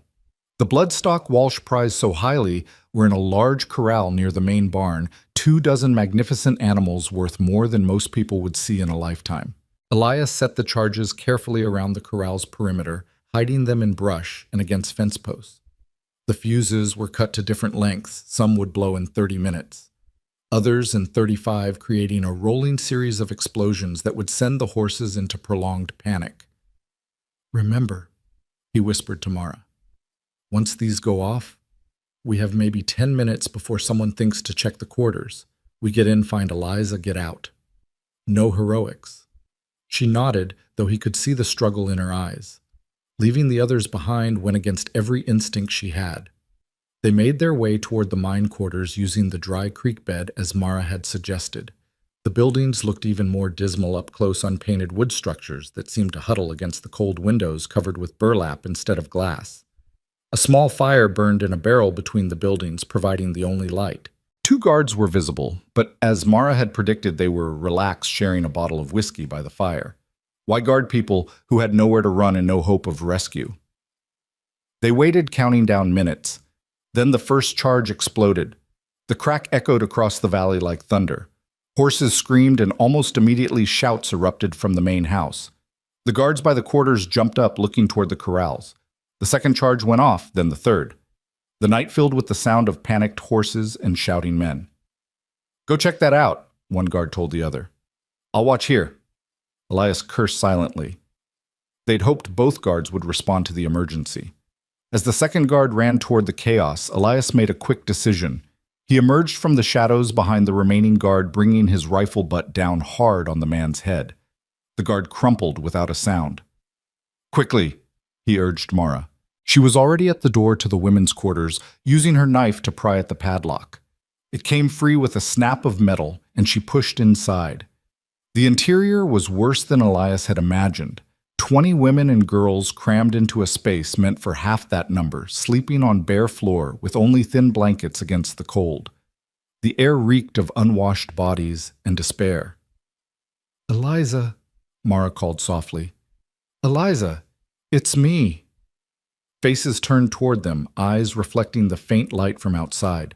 Hope, fear, and confusion warred in their expressions. Then, from the far corner, a small voice, Mara. A girl stumbled forward so thin and dirty, Elias wouldn't have recognized her as Mara's sister without the familiar eyes, the same brown as Mara's left eye, wide with disbelief. It's me, Mara said, catching Eliza as she collapsed into her arms. I'm here. I'm taking you away. We can't all go, an older woman said, understanding immediately what was happening. They'll hunt us down, kill us all. Federal judge is coming in 3 days, Elias said quickly. Stay alive until then. Say nothing about this. You never saw us. More explosions echoed from the corrals. They were running out of time. The others, Eliza whispered, clinging to Mara. We can't leave them. We have to, Mara said, her voice breaking. But we're coming back for everyone. I swear it. She half carried Eliza toward the door, the girl so weakened by months of hard labor and poor food that she could barely walk. Other women reached out, touching them as they passed, silent blessings, desperate hope, transferred through brief contact. Outside, the night was chaos. Men ran everywhere trying to contain horses that had scattered in all directions. But it wouldn't last long. Already some of the animals were being rounded up. They made it to the creek bed before shouts arose from the quarters. The guard had been found, the open door discovered. But in the darkness and confusion, pursuit was disorganized. Eliza collapsed twice during the escape, her body pushed beyond its limits. Elias ended up carrying her while Mara covered their retreat, the old pistol ready in her hand. They could hear search parties behind them, see torches spreading out across the ranch. "This way," Elias said, veering from their planned route. "They'll expect us to head for the mountains." Instead, he led them toward the river that marked the ranch's eastern boundary. The water was low this time of year, but still cold enough to shock the breath from their lungs as they waded across. Eliza whimpered but didn't cry out, burying her face in Elias's shoulder. On the far side, they took shelter in a grove of cottonwoods, listening to the pursuit mill around on the opposite bank. The searchers were reluctant to cross the water in darkness, unsure which direction their quarry had gone. "We need to keep moving," Mara whispered, though she looked ready to collapse herself. "Not yet," Elias said. "Let them spread out waste energy searching the wrong areas. We'll move before dawn." They huddled together for warmth, Eliza between them, shaking from cold and trauma. In the faint moonlight, Elias could see bruises on her arms, cuts on her hands from mine work. Her fingernails were broken and bloody, her hair matted beyond salvaging.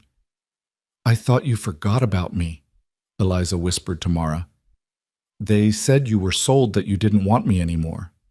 "Never," Mara said fiercely, holding her sister tighter. "I thought about you every day, planned how to get you back.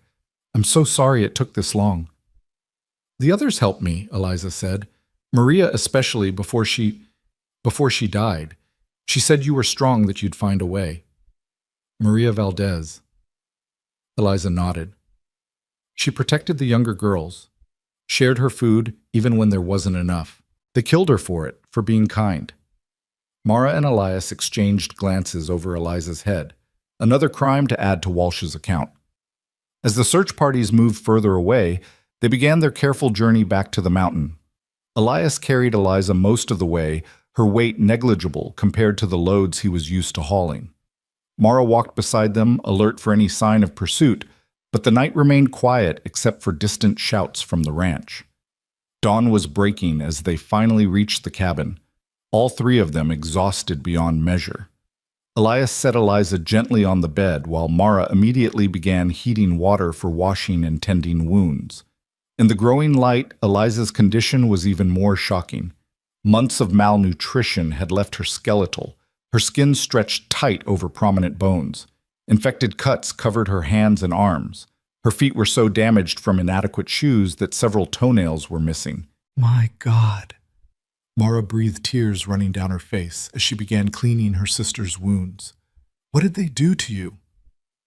"Nothing special," Eliza said with heartbreaking matter-of-factness. "This is how everyone looks in the quarters. I was actually lucky some of the girls had it worse." While Mara tended to Eliza, Elias kept watch from the window. It wouldn't take Walsh long to figure out where Eliza had been taken. The question was whether he'd risk a direct assault on the cabin or try more subtle means. "Riders," he announced around midday. 6 of them. But they're stopping at the tree line. Mara joined him at the window, leaving Eliza sleeping on the bed. The riders sat their horses just visible through the trees, watching the cabin. "They're not attacking," Mara observed. "No, they're containing us, keeping us here while Walsh makes other plans." Elias frowned. "Those mercenaries Morrison mentioned, they arrived today." As if in response to his words, one of the riders produced a white flag, riding slowly toward the cabin. Elias recognized him as Stokes Walsh's new foreman. "That's close enough," Elias called from the porch rifle, visible but not quite aimed. Stokes stopped 30 yards away. "Mr. Walsh wants to make a deal." "No deals," Mara said, stepping out beside Elias. "You might want to hear this one," Stokes said with an unpleasant smile. "See, we got your friends from the prayer meeting locked up nice and tight. 7 men, including that cripple Valdez. Shame if something happened to them while trying to escape." "You're threatening to murder 7 innocent men?" Elias asked, his voice deadly quiet. "Not threatening anything, just saying accidents happen in jail. Desperate men do desperate things." Stokes shifted in his saddle. "But Mr. Walsh is a reasonable man. Return the girl and those men go free. Simple trade." "And if we refuse?" Mara asked, though she already knew the answer. Then tomorrow morning, Cedar Ridge wakes up to 7 dead conspirators who tried to escape justice. Their blood will be on your hands. No, Elias said firmly. Their blood will be on Walsh's hands where it belongs. Stokes shrugged. Either way, they'll be dead. You have until dawn to decide. Return the girl to the ranch, or 7 men die. He turned his horse and rode back to the tree line, leaving Mara and Elias standing in terrible silence. We can't, Elias said finally. We can't send her back. And we can't let 7 innocent men die for our choices, Mara countered, agony in her voice. From the bed, Eliza spoke, startling them both. They hadn't realized she was awake. I'll go back, she said quietly. I won't have deaths on my conscience. No, Mara said immediately, rushing to her sister's side. We didn't fight this hard to lose you again. Then what do we do? Eliza asked with a maturity beyond her years. Let them die. How do we live with that? Elias's mind raced, calculating possibilities. The judge arrives in 2 days. If we can keep everyone alive until then, how we're trapped here and Walsh holds all the cards. A memory stirred in Elias's mind, something Morrison had given them. Maybe not all the cards, he said, slowly pulling out the deputy's badge. This might be worthless, or it might be just enough to cause confusion. What are you thinking, Guilles? Mara asked. I'm thinking Walsh isn't the only one who can hire help. There are good people in Cedar Ridge, people who are tired of Walsh's stranglehold on the valley. If we could rally them, create enough chaos to prevent the executions until the judge arrives. That's a lot of ifs, Mara pointed out. Do you have a better idea?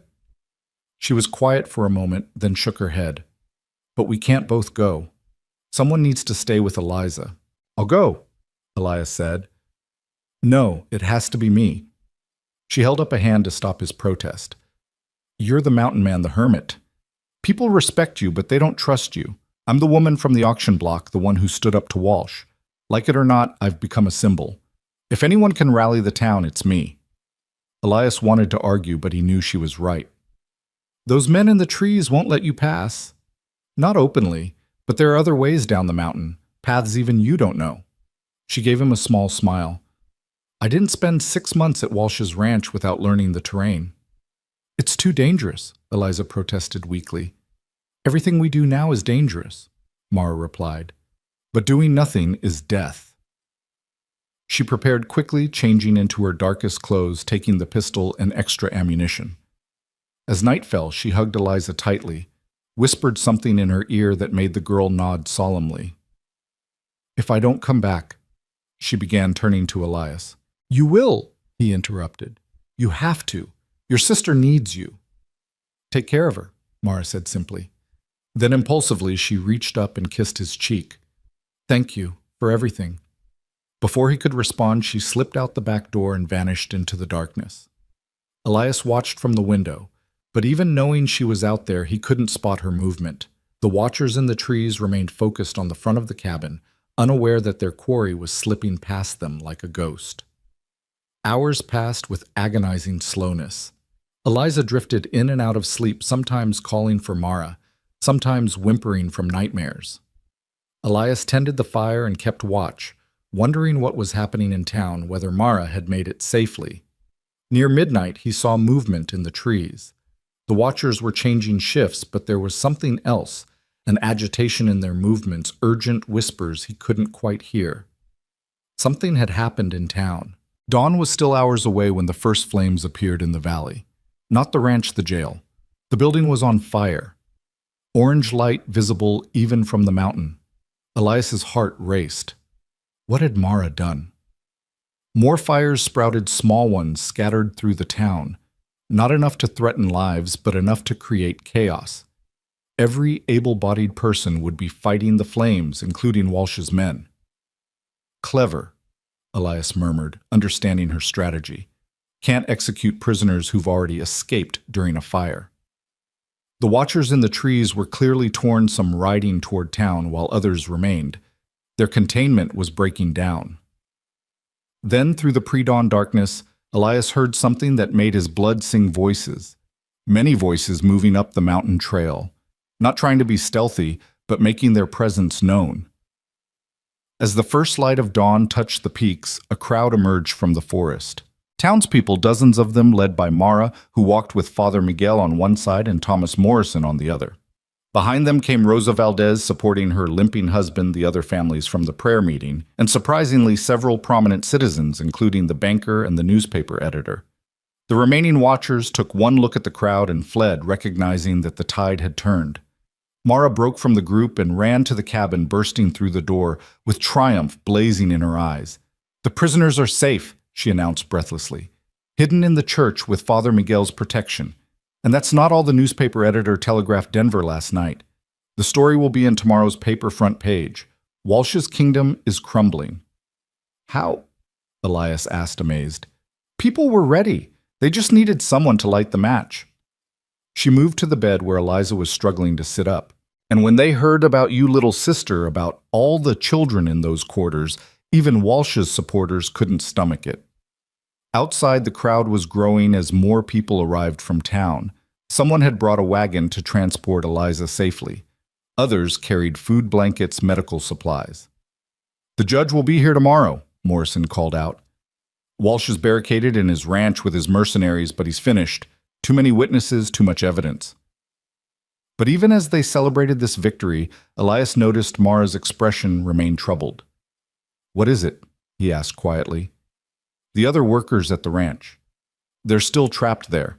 Walsh might use them as hostages or worse, eliminate them before the judge arrives." The crowd heard her words, and silence fell. They'd won a battle, but the war wasn't over. "Then we go get them," someone called out. Elias was surprised to recognize the banker, a man he'd thought firmly in Walsh's pocket. "All of them. Today."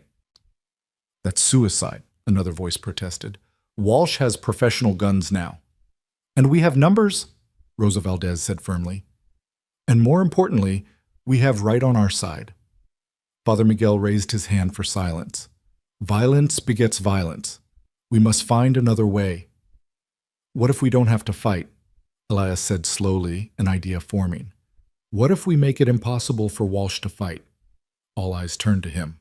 "Walsh's men are mercenaries. They fight for money, not loyalty. What if suddenly their employer couldn't pay them?" Morrison caught on first. "The bank could call in his loans. I know he's overextended." The banker nodded slowly. "With the federal investigation pending, I'd have grounds. But it would take time." "We don't need to actually do it," Elias interrupted. "Just make the mercenaries think it's happening. Make them doubt they'll get paid. Mercenaries don't work for free." Mara was smiling now, that fierce expression he'd come to treasure. "And if we could get word to the workers that help is coming, that they should be ready." The planning began in earnest, the crowd organizing with surprising efficiency. Some would spread word about Walsh's financial troubles. Others would create diversions. A brave few volunteered to sneak close to the ranch and communicate with the workers. "I'm going too," Eliza said, trying to stand. "You can barely walk," Mara protested. "I don't need to walk." "But those workers know me, trust me. If they see I'm free, they'll believe rescue is possible." It was dangerous, but she was right. Hope was as powerful a weapon as any gun. As the sun climbed higher, the unlikely army prepared to march on Walsh's ranch. Elias stood with Mara, watching the crowd with amazement. "3 days ago you were on an auction block," he said. "Now you're leading a revolution." "3 days ago I was alone," she corrected. "Now I have an army. And more importantly, but..." She looked at him with those remarkable eyes. "I have a partner." The crowd began moving down the mountain, their voices rising in an old Spanish hymn Father Miguel had started. It was a song of deliverance, of chains breaking and captives going free. Walsh had made a critical error. He thought fear would keep people in line, but he'd forgotten that desperation breeds courage, and that sometimes all it takes is one person standing up to inspire hundreds to follow. As they marched toward the final confrontation, Elias felt something he hadn't experienced since Margaret's death, not just purpose, but joy. The hermit of Thunder Mountain had found more than a partner in Marrakeen. He'd found a reason to rejoin the world, to fight for something beyond mere survival. Behind them, Eliza rode in the wagon, wrapped in blankets but with her head held high. Around them, the people of Cedar Ridge marched together, Mexican and Anglo, rich and poor all united against a common enemy. And ahead Walsh's ranch waited its owner about to learn that money and guns were no match for a community that had finally found its courage. The crowd moved like a river down the mountain road, their hymn echoing off the valley walls. As they approached the outskirts of Walsh's ranch, the singing gradually died away, replaced by a tense silence. The main gate came into view, and behind it, a line of armed men, the mercenaries from Denver, their rifles gleaming in the morning sun. "That's far enough," called out their leader, a scarred man with cold eyes, who looked like he'd killed for far less than Walsh was paying him. "This is private property. Turn around now or we open fire." Father Miguel stepped forward, his weathered hands raised in a gesture of peace. "We've come for the workers. Let them go, and there need be no violence." The mercenary laughed an ugly sound that made several people in the crowd step back. "The workers are Mr. Walsh's legal property. You want to dispute that, take it up with the courts." "The federal court is already involved," Morrison called out, producing a telegram. "Judge Harrison arrives tomorrow. Any violence against civilians will be prosecuted to the fullest extent of the law." The mercenary's eyes narrowed, but before he could respond, a commotion arose from behind the ranch buildings. Smoke began rising from the direction of the mine quarters. Not the controlled smoke of a chimney, but the black billowing clouds of a structure fire. "The quarters are burning," someone in the crowd shouted. The mercenaries turned in confusion, some moving toward the fire, others maintaining their position at the gate. In that moment of chaos, Elias saw their opportunity. "Now," he whispered to Mara. She produced the deputy's badge Morrison had given them and held it high. "By the authority vested in me by the federal court, I order you to stand down and allow us to assist with the fire." It was a bluff of magnificent proportions. The badge gave her no such authority, but in the confusion with smoke rising and crowds pressing forward, the mercenaries hesitated. That hesitation was enough. The crowd surged forward not violently, but with determined purpose, flowing around the mercenaries like water around stones. Some ran toward the fire with buckets, others toward the quarters to help evacuate workers. The mercenaries outnumbered 20-1, and uncertain of their legal standing, fell back rather than open fire on unarmed civilians. Elias and Mara ran toward the burning quarters, where workers were stumbling out coughing from smoke. The fire had started in the men's building later. They would learn it was deliberately set by the workers themselves when they'd seen the crowd approaching, knowing it would provide the distraction needed for escape. "This way," Mara shouted, directing confused and frightened people toward the waiting wagons that townspeople had brought. "You're safe now. You're free." But even as workers poured out of the quarters, Elias noticed something troubling. "Where's Walsh?"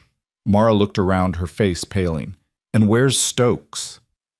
The answer came in the form of gunshots from the main house. Not the random fire of panic, but measured, deliberate shots. Someone screamed, and Elias saw Rosa Valdez fall, blood spreading across her shoulder.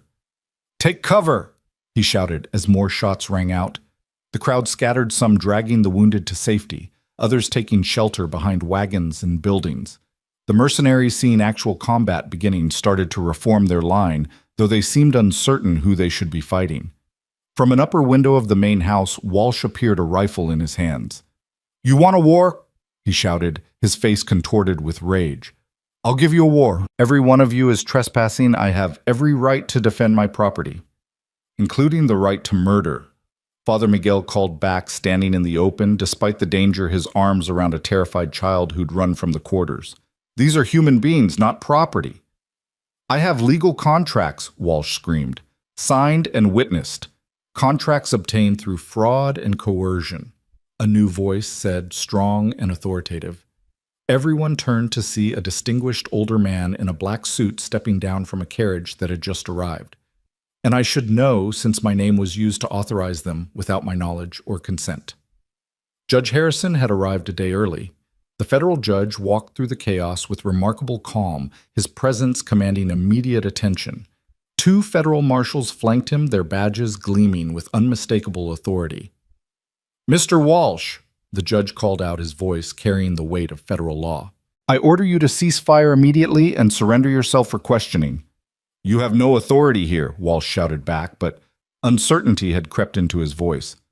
"I have every authority," Judge Harrison replied. including sworn affidavits from 7 witnesses detailing murder assault and illegal imprisonment on this property. He held up a sheaf of papers. Your victims found their way to my hotel last night despite your attempts to silence them. The mercenaries were backing away now, recognizing that the situation had fundamentally changed. Fighting civilians was one thing, fighting federal marshals was quite another. You, Judge Harrison addressed the mercenary leader. What's your name? Coleman, Your Honor. Jack Coleman, out of Denver.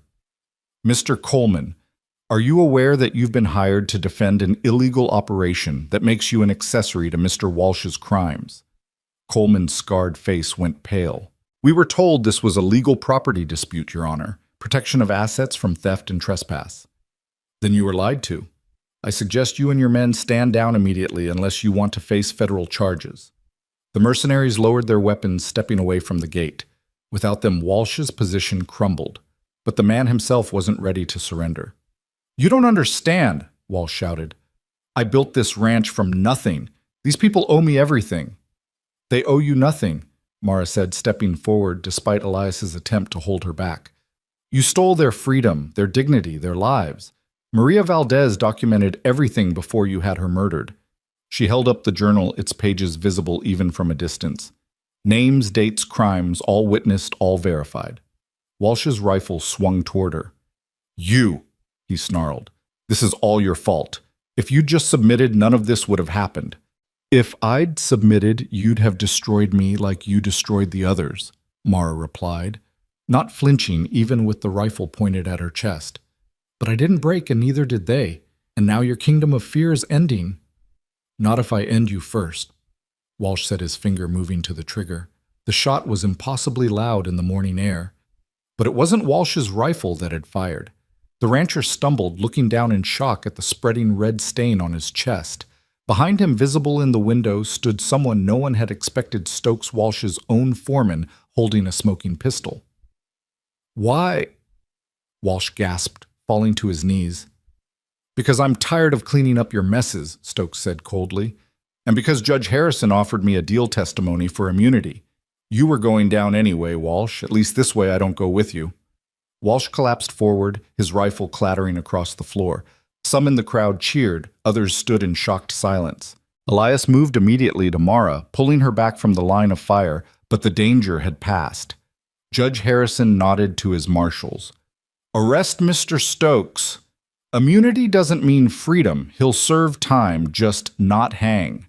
He turned to address the crowd.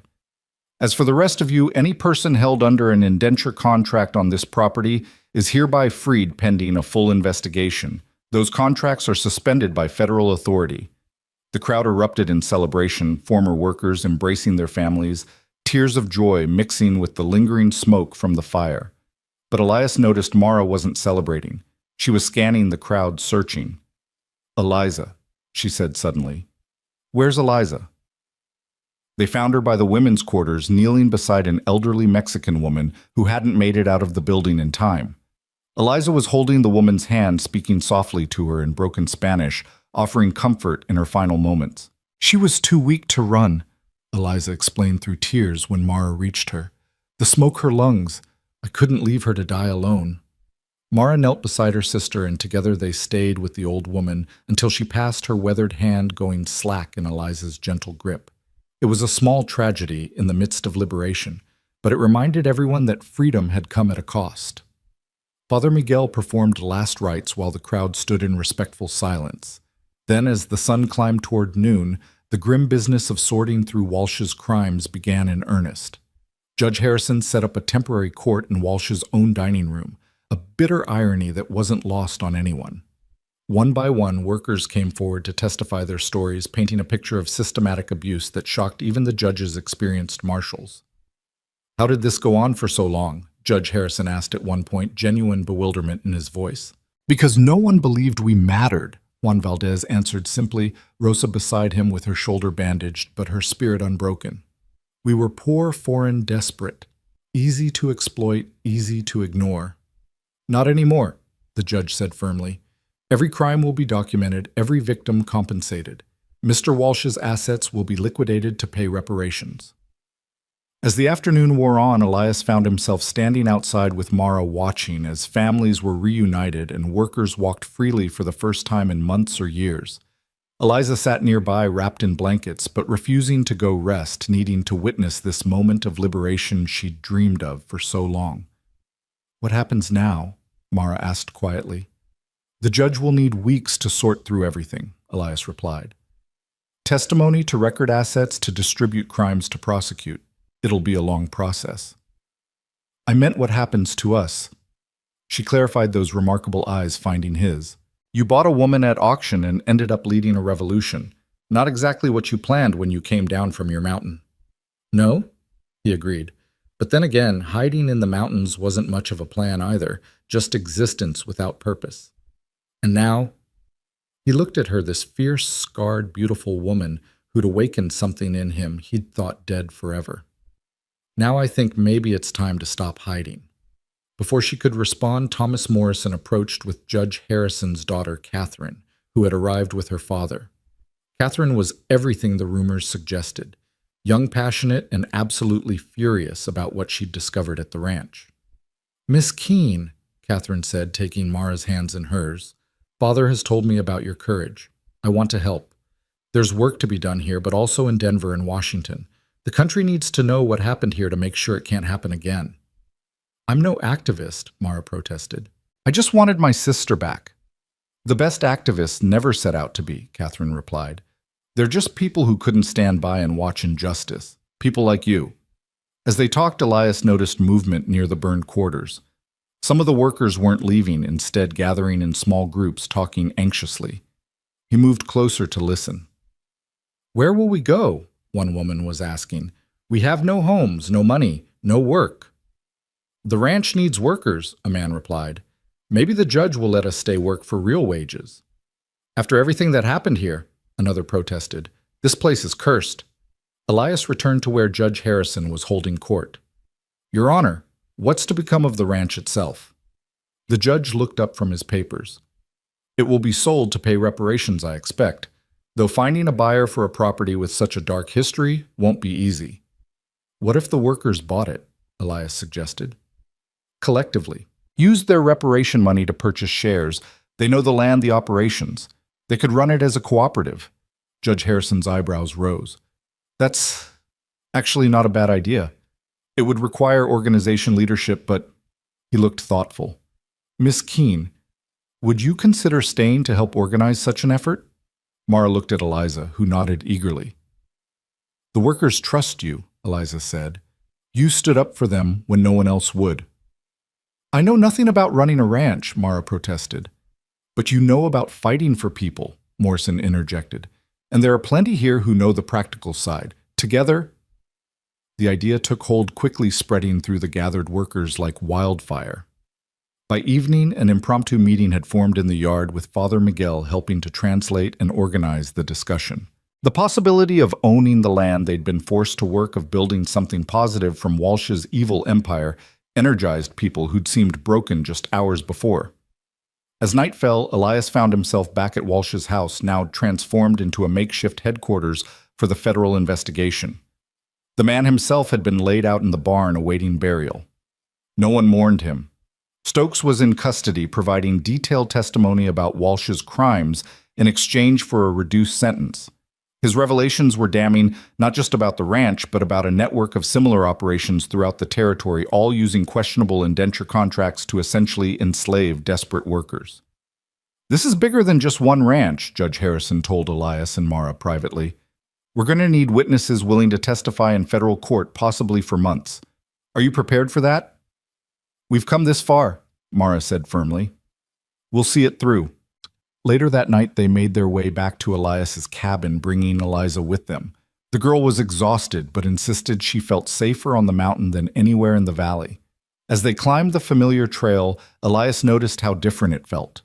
For 3 years, this had been his escape route, his path away from humanity.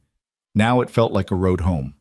The cabin was as they'd left it that morning, though it felt like a lifetime had passed. Elias built up the fire while Mara settled Eliza in the bed, the girl falling asleep almost instantly, despite the day's trauma. "She's strong," Mara said softly, watching her sister sleep. Stronger than I gave her credit for. Strength runs in the family, Elias observed. They sat by the fire, processing the day's events in companionable silence. Finally, Mara spoke. Catherine Harrison wants me to go to Denver with her, to speak at rallies, write articles about what happened here, to turn this into a larger movement for workers' rights. Elias felt something cold settle in his chest. Will you go? I don't know. Eliza needs stability time to heal, and the ranch cooperative will need help getting started.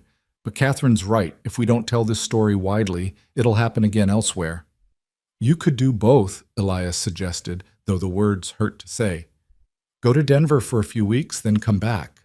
I could look after Eliza while you're gone. Mara turned to study him, firelight dancing across her scarred face. Is that what you want? For me to leave? I want you to do what's right, he said carefully. You've found your voice, your purpose. I won't be the one to silence it. My purpose, she repeated thoughtfully. For 6 months, my only purpose was survival. Then it was saving Eliza. Then freeing the others. Now, she paused, seeming to gather courage. Now I think my purpose might be larger than any cause. What do you mean? Instead of answering directly, she moved closer to him on the bench they shared. Do you still think about Margaret? The question surprised him. Every day, but differently now. Hausa, before thinking of her, was like pressing on a wound, all pain, no purpose.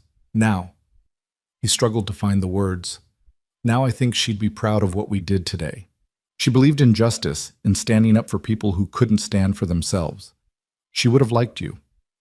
Even with my scars, my strange eyes, my dangerous reputation. Especially because of those things, Elias said firmly. They're proof you survived what should have broken you. Margaret admired survivors. Mara was quiet for a moment. I need to tell you something. That morning on the auction block under the sack, I could see through the weave a little. Not much, just shadows and shapes. I saw you in the crowd standing apart from the others. You looked as broken as I felt. I was, he admitted. But you bid anyway. Why? Really? Why? Elias thought back to that moment, trying to recapture what had driven him. Because for just a second, when you stood there refusing to bow despite everything, I remembered what it felt like to fight for something. You reminded me that broken doesn't mean defeated. You saved me, she said simply. We saved each other, he corrected. And then we saved others. That's what partners do. Partners, she repeated, and something in her tone made him look at her more closely. Is that all we are? The question hung between them like a held breath. 3 days ago they'd been strangers, but those 3 days had contained more life, more purpose, more connection than the 3 years that preceded them. I'm not good at this, Elias said quietly. After Margaret, I shut down that part of myself, told myself it was safer not to feel, not to care beyond basic survival. And now I'm terrified, he admitted, because I care about what happens to you more than I care about my own safety. Because when you kissed my cheek before going to town, I wanted to call you back, keep you safe, even though I knew you had to go. Because when Walsh pointed that rifle at you, I would have done anything, sacrificed anything to stop him from pulling that trigger. Mara reached out and took his hand, her fingers intertwining with his. I'm terrified too. I've been broken so many times I don't know if I have the pieces to build something new. But when I'm with you, I feel whole. Not fixed, not healed, but whole, despite the breaks. The Japanese have a word for that, Elias said, remembering something Margaret had once told him. Kintsugi, the art of repairing broken pottery with gold, making it more beautiful for having been broken. Gold seems a bit fancy for us, Mara said with a small smile. Maybe we use something more practical. Steel, perhaps, or stubbornness. She laughed, the sound warming the cabin more than any fire could. Definitely stubbornness. They sat together in comfortable silence, hands clasped, watching the fire die down to embers. Finally, Mara spoke again. I won't go to Denver. Not yet. Maybe someday when Eliza is stronger, when the cooperative is established. But right now, my place is here. Here at the ranch.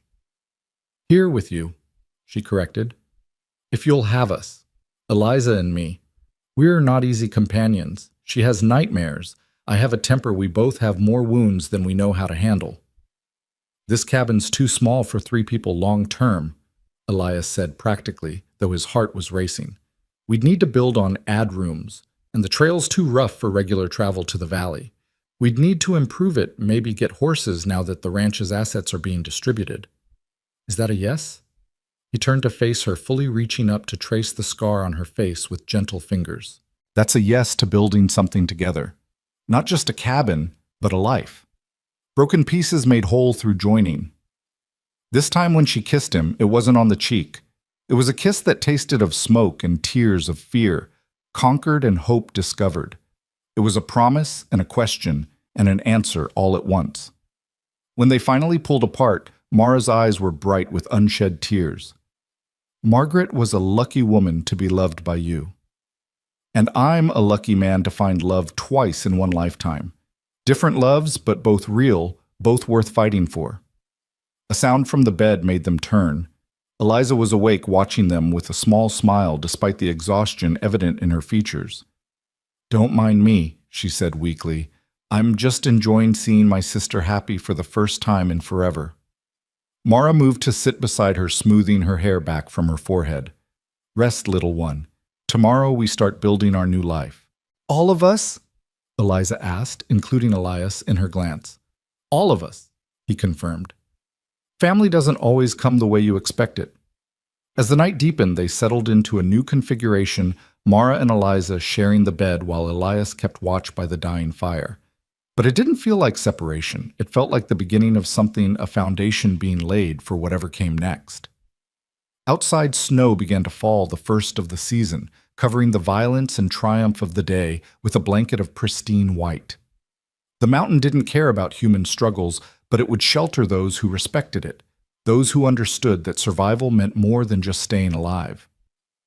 In the morning, they would return to the valley to help build the cooperative, to testify to federal authorities, to help other broken people find their own gold-mended wholeness. There would be challenges, setbacks, probably threats from those who profited from the old system. But tonight, in a small cabin on Thunder Mountain, 3 wounded souls had found their way to each other. A hermit who'd bought a woman in a sack had discovered that saving someone else could mean saving yourself. A woman who'd refused to break had learned that strength could include accepting help. And a girl who'd survived hell had witnessed that love could bloom even in the harshest ground. The fire crackled its last ember song of ending and beginning. Outside, the snow continued to fall, erasing tracks and trails, offering the gift of a clean start. And in the darkness, 3 people who'd been alone found themselves part of something larger, not just a cause or a mission, but a family forged in struggle and sealed with hope. Walsh's ranch would become a cooperative run by the people who'd suffered under his rule. The federal investigation would expose similar operations throughout the territory. Catherine Harrison would write articles that would appear in newspapers from Denver to Washington, sparking discussions about labor rights and human dignity. But those were tomorrow's victories. Tonight's triumph was simpler and more profound. 3 people choosing to face the future together, their broken pieces aligned to create something stronger than what had come before. The snow whispered against the windows, winter's first promise that hard times were coming. But inside the cabin, warmth prevailed. Not just the warmth of fire and shelter, but the deeper warmth of connection, of purpose, of love, discovered in the most unlikely circumstances. Elias dozed in his chair, one hand resting on his rifle out of habit, but his face peaceful in a way it hadn't been for 3 years. Mara lay awake, holding her sleeping sister, her mind already working through plans for the cooperative, for the future, for the life they would build. And Eliza, despite her nightmares, slept deeply safely, knowing she was finally where she belonged. The hermit, the rebel, and the survivor. 3 people who should never have met, brought together by cruelty and commerce, transformed by courage and compassion. Tomorrow would bring new challenges, but tonight they rested in the certainty that whatever came, they would face it together. On Thunder Mountain, in a cabin that had sheltered loneliness for so long, love had found a way to bloom again. different from what had been lost, perhaps stronger for having been tested. Certainly more complex for encompassing multiple forms: romantic love, sisterly love, the love of found family. The snow continued to fall, covering the trails that led down to the valley, temporarily cutting them off from the world below. But for once, isolation felt like blessing rather than curse. They had everything they needed right here: shelter, warmth, and each other. And in the morning, when the sun broke through to reveal a world made new by snow, they would begin the work of building something that had never existed in this valley before, a community based on justice rather than exploitation, dignity rather than degradation, love rather than fear. But that was tomorrow's challenge. Tonight in a cabin on a mountain, three souls who'd found each other against all odds rested in the peace of belonging, of being home. The morning sun transformed the snow-covered valley into a glittering expanse of white so bright it hurt to look at directly. Elias stood on the cabin's porch, breathing in the sharp, clean air, while watching Mara and Eliza make their way carefully down the now treacherous trail. They were heading to the ranch for the first official meeting of the newly formed cooperative, and despite the snow, nothing could have kept them away. "Watch that rock?" Mara called back to her sister, who was managing remarkably well despite her still healing body. "It's slippery under the snow." Eliza navigated around it with careful precision, her face set with the same determination that had helped her survive 6 months in the mine quarters. "I'm fine, Mara. Stop mothering me." "Never," Mara replied with a smile that transformed her scarred face. They reached the valley floor where Thomas Morrison waited with a wagon, having promised to transport them to the ranch. Rosa Valdez was already in the wagon, her shoulder still bandaged, but her spirit undimmed. "The federal marshals have been busy," Rosa reported as they settled in for the ride. "They've arrested 3 more of Walsh's associates' men who knew about the murders and said nothing." "Good," Mara said firmly. "Silence in the face of evil is complicity." The ranch looked different under its blanket of snow, almost peaceful, as if nature was trying to cover the sins that had taken place there. But as they approached, Elias could see the burned ruins of the quarters stark black against the white, a reminder that some things couldn't be hidden. Inside Walsh's former house, now serving as the cooperative's headquarters, over 40 people had gathered. Former workers, townspeople who'd joined the cause, even some of Walsh's former customers who'd been horrified to learn the truth about their business partner. Judge Harrison sat at what had been Walsh's desk, Catherine beside him taking notes. "Before we begin," the judge said, calling the meeting to order, "I have news from Denver. The territorial governor has authorized emergency funds to help establish this cooperative. Additionally, several prominent businessmen shamed by their association with Walsh have offered to invest, asking only for fair return rather than control." A murmur of hope ran through the crowd. Real funding meant they could actually make this work, could transform Walsh's empire of exploitation into something beneficial for all. "We need leadership," Father Miguel said, standing to address the group. "People to make decisions, organize the work, represent us to buyers and banks."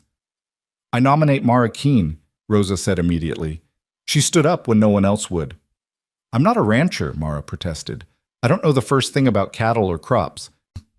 "But you know about fighting for people," Juan Valdez countered. "And we have plenty who know the practical side. What we need is someone we trust, someone who won't be corrupted by power." The vote was unanimous despite Mara's continued protests. Elias watched with pride as she finally accepted standing to address the group with that mixture of fierceness and vulnerability that had first caught his attention. "If I do this," she said, "I do it with conditions. Every major decision gets voted on by all members. Everyone who works shares in the profits, and we set aside funds to help other workers escape situations like ours." "The Underground Railroad for Indentured Servants," Catherine Harrison said with approval. "I like it." As the meeting progressed, organizing work teams and discussing immediate needs, Elias noticed Stokes being brought in under guard. The former foreman was scheduled to testify about Walsh's crimes, his freedom depending on his cooperation. "There's something else," Stokes said when given permission to speak. Walsh kept records, detailed records of every illegal deal, every bribe, every official he had in his pocket. He was paranoid about his associates betraying him, so he documented everything as insurance. "Where are these records?" Judge Harrison asked sharply. hidden in the mine. There's a sealed shaft supposedly too dangerous to enter. But it's not a real shaft, just a storage area Walsh created. Everything's in their documents gold he skimmed from investors, even photographs that could compromise half the territory's politicians. The judge immediately dispatched marshals to investigate, but Elias saw an opportunity. Your Honor, recovering those documents will be dangerous. The mine structure is unstable after years of neglect. You'll need someone who knows mountains, who understands rock and timber. You're volunteering? The judge asked. I am, but not alone. He looked at Mara. This is her fight as much as mine. It's too dangerous, Eliza protested. You just got each other. Don't risk it now. Some risks are worth taking, Mara said softly, touching her sister's cheek. And I need to see where you suffered. I need to understand what you survived. The group made their way to the mine entrance, a gaping wound in the hillside that seemed to exhale cold, stale air. The support beams were indeed rotting, and several had already collapsed, making the entrance a maze of fallen timber and loose rock. This is suicide, one of the marshals said flatly. We should dynamite it closed and forget whatever's in there. Those documents could free dozens of other workers, Mara argued, could expose corruption throughout the territory. We can't just abandon them. Elias studied the entrance with an experienced eye.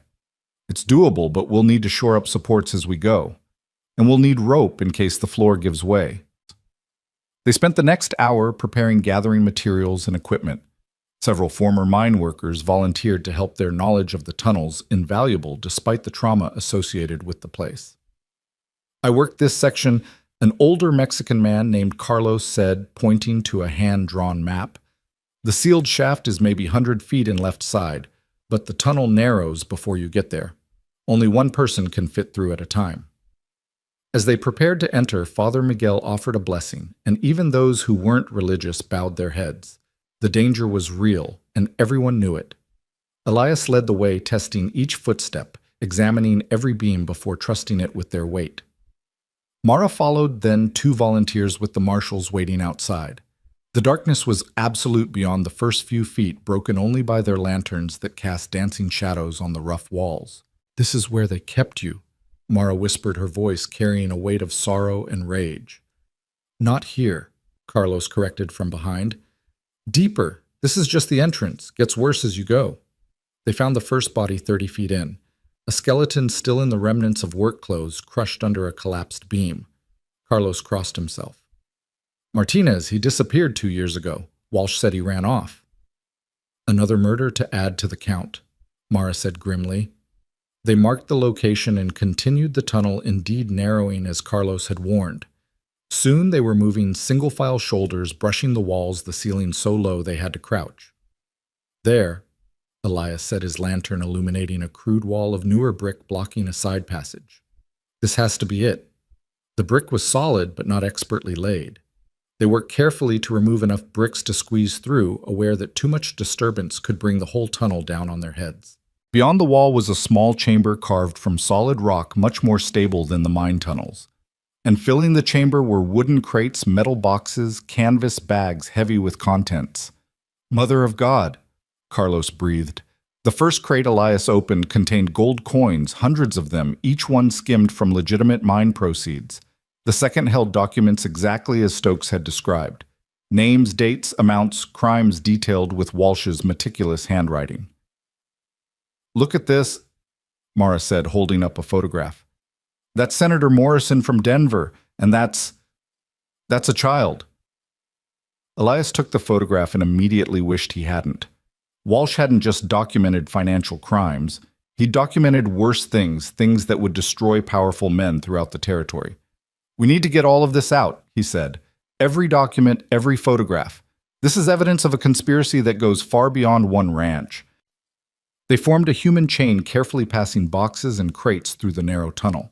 It took hours, and twice they had to stop to shore up sections that threatened to collapse. By the time they emerged covered in dust and exhausted, the sun was setting. Judge Harrison's expression as he reviewed the materials evolved from shock to fury to determination. This changes everything, he said. This isn't just about labor exploitation. This is about murder, child abuse, corruption at the highest levels. What will you do? Mara asked. What I should have done years ago, the judge replied. Clean house, starting with Sheriff Brennan.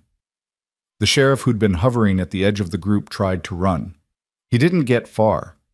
The federal marshals had him in custody within minutes, and a search of his office revealed his own cache of bribes from Walsh.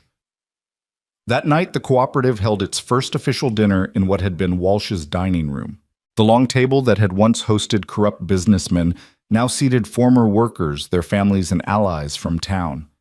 Father Miguel said grace, thanking God for deliverance and praying for wisdom in the challenges ahead.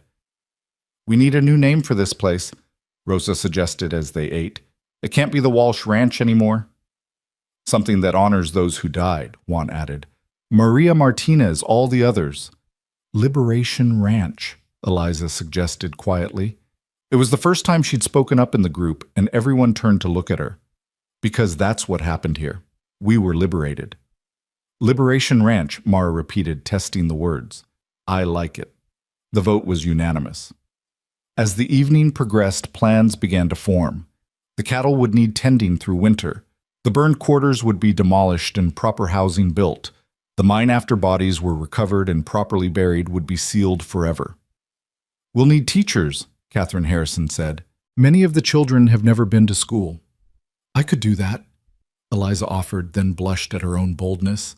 I mean, I love children and I can read and write well. You're 15 po, someone pointed out. Old enough to work in a mine, old enough to teach letters and numbers, Mara said firmly, defending her sister. Catherine smiled. I'll help you set up a curriculum. Education is the best weapon against exploitation. As the dinner wound down, Elias found himself outside needing air after the closeness of the mine and the crowded room. Mara joined him, slipping her hand into his. It's really happening, she said wonderingly. We're really building something new. Are you ready for this? He asked. Running a ranch cooperative, fighting corruption, raising your sister all while testifying in what will probably be the territory's biggest trial. I'm terrified, she admitted, but also exhilarated. For the first time in my life, I'm not just surviving or fighting against something. I'm building towards something. You know there will be resistance. Walsh had allies, powerful ones. They won't let this stand without a fight. She turned to face him, those remarkable eyes gleaming in the moonlight. Then we'll fight. But this time we won't be alone. A commotion from inside drew their attention. They returned to find one of the marshals had arrived with urgent news. 3 more ranches, he announced. Based on Walsh's documents, we've identified 3 more operations using illegal indenture contracts. The federal government is organizing raids for tomorrow. How can we help? Mara asked immediately. We need people who can talk to the workers, convince them it's safe to testify. Many are immigrants scared of authority. They need to see others who've been through it and survived. Without hesitation, a dozen former workers volunteered, including Rosa and Juan Carlos and others who'd found their courage. They would accompany the marshals, living proof that liberation was possible. I'm going too, Eliza said, standing despite her obvious exhaustion. You need to rest, Mara protested. Those workers need to see someone young who survived, Eliza countered with unexpected steel in her voice. They need to know children can make it through. Mara looked ready to argue further, but Elias touched her arm gently. She's right. And she's stronger than you think. You both are. The next morning, the Liberation Force departed in a convoy of wagons and riders. Mara kissed Elias goodbye at dawn, her lips warm against his in the cold morning air. Come back safe, he said. Come with us, she countered. We could use you. Someone needs to keep things running here. The cattle won't feed themselves and the new workers arriving need guidance. She smiled. Look at you becoming a rancher. Only for you, he replied, meaning it. The raids were successful beyond anyone's expectations. Not only were the 3 identified ranches shut down, but workers there provided information about others. Within a week, the federal investigation had expanded to encompass dozen operations across 3 territories. The trials began a month later. Mara testified for 3 straight days, her voice never wavering as she described the horrors she'd witnessed and experienced. Eliza testified too, her youth and innocence making her words even more powerful. When she described children as young as 8 working in the mines, Several jury members wept openly. Stokes testified as promised, revealing the full extent of the corruption network. His testimony implicated a senator, 2 judges, and numerous businessmen. By the time he finished, the prosecutor had enough evidence to pursue charges against 43 individuals. Through it all, Liberation Ranch continued to operate and grow. The cooperative model proved successful, with workers motivated by sharing in profits rather than fear of punishment. The cattle thrived under proper care, and the spring harvest promised to be the best in years. Elias divided his time between the ranch and the cabin, improving the trail as promised, and building the additions needed for their growing household. Mara had officially moved in with Eliza, though she spent as many nights at the cabin as at the ranch. One evening in late spring, as wildflowers began to bloom across the meadows, Elias found Mara sitting by the creek that ran past the cabin. She was reading a letter, tears streaming down her face. "What's wrong?" he asked immediately, concerned. She handed him the letter. It was from Catherine Harrison, writing from Washington, D.C., where she'd gone to lobby for federal legislation protecting workers' rights. "The bill passed," Mara whispered.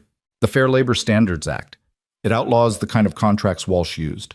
Sets minimum wages, maximum hours, safety requirements. Everything we fought for." "Then why are you crying?"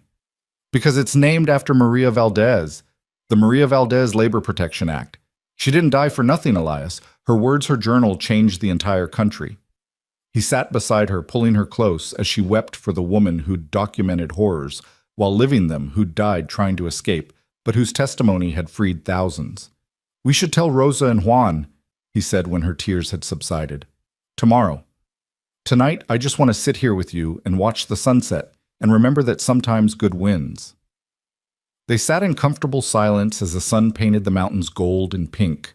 Below in the valley, Liberation Ranch bustled with activity as workers finished their day's labor and gathered for communal dinner. Smoke rose from chimneys of the new houses built where the quarters had stood proper homes with windows and insulation and dignity.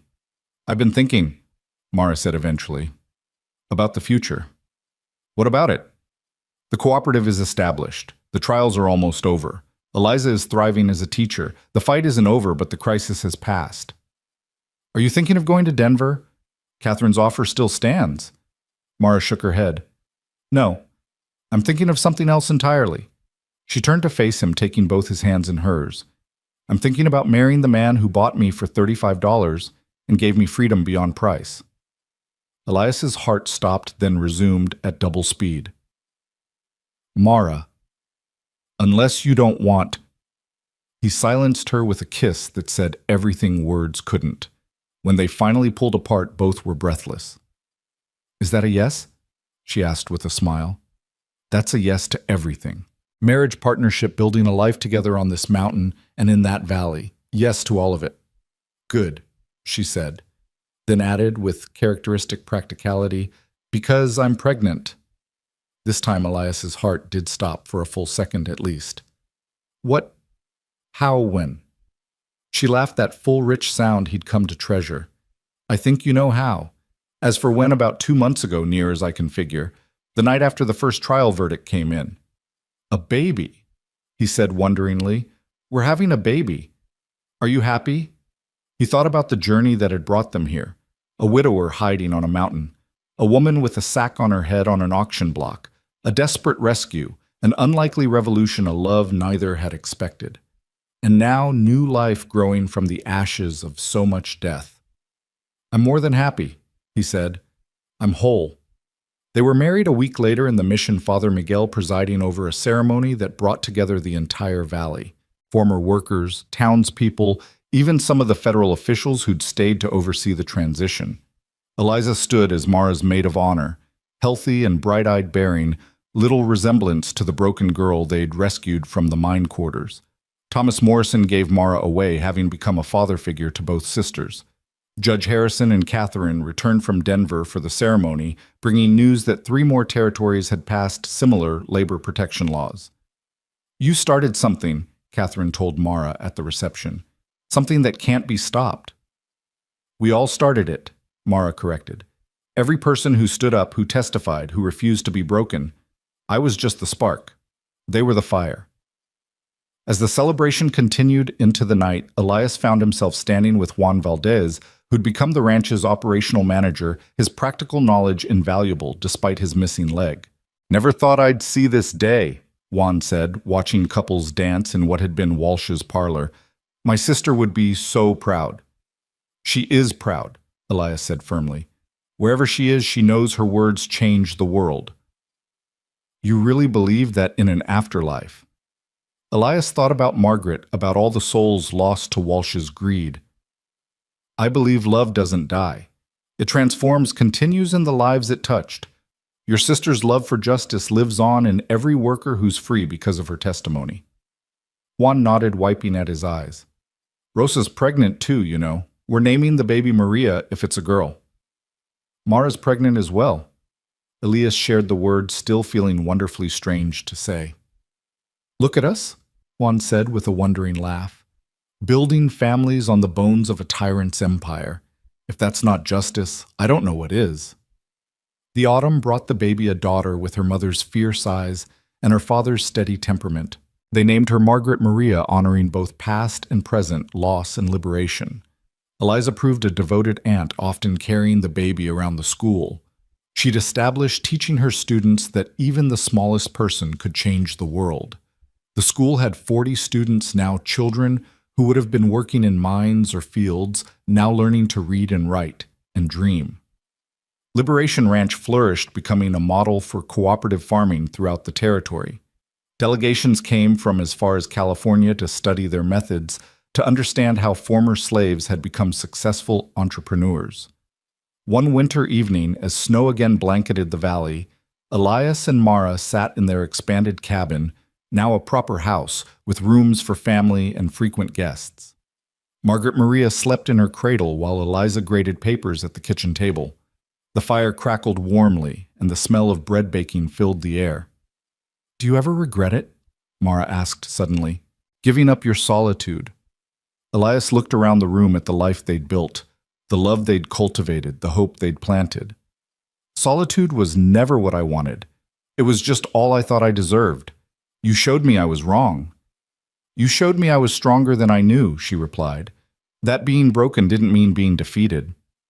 "We showed each other," he corrected, taking her hand. A knock at the door interrupted them. Eliza answered it to find Carlos, the former mine worker, now Liberation Ranch's mining consultant for their new safe copper operation. "Sorry to disturb," he said, "but there's news from Denver. They've arrested the last of the conspirators. The network is completely broken." "All of them?" Mara asked. "Every last one. Some are already making deals exposing other operations in other states. It's spreading like wildfire, this idea that workers are humans deserving of dignity." After Carlos left, they stood together on the porch, looking out at the valley transformed. Where once fear had ruled, community flourished. Where exploitation had thrived, cooperation bloomed. The mountain that had witnessed so much suffering now overlooked rehabilitation and renewal. "We did it," Mara said softly. "We really did it." "No," Elias corrected, pulling her close. "We started it. The next generation will finish it." He looked back through the window at Margaret Maria sleeping peacefully, at Eliza preparing lessons for tomorrow's students. "And they'll build something even better." As if in agreement, Margaret Maria stirred and made a small sound, not quite crying, more like announcing her presence in the world. Mara went to tend to her, and Elias watched his wife lift their daughter, the sight still capable of taking his breath away. The mountain man who'd hidden from humanity had become a husband, father, and pillar of a new community. The woman sold with the sack on her head had become a leader, mother, and symbol of resistance. The frightened girl in the mine quarters had become a teacher, shaping young minds toward justice. From the ashes of Walsh's evil empire had risen something unprecedented, a community owned by those who worked it profitable without exploitation, strong without cruelty. It wouldn't last forever, Elias knew. Nothing did. But it would last long enough to prove it was possible to inspire others to plant seeds that would grow long after they were gone. The snow continued to fall, covering the valley in its annual blanket of renewal.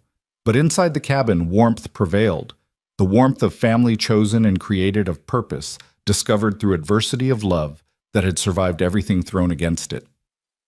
Elias stood in the doorway between past and future, watching his wife nurse their daughter, while his sister-in-law prepared to educate the next generation. Behind him lay 3 years of solitude and grief.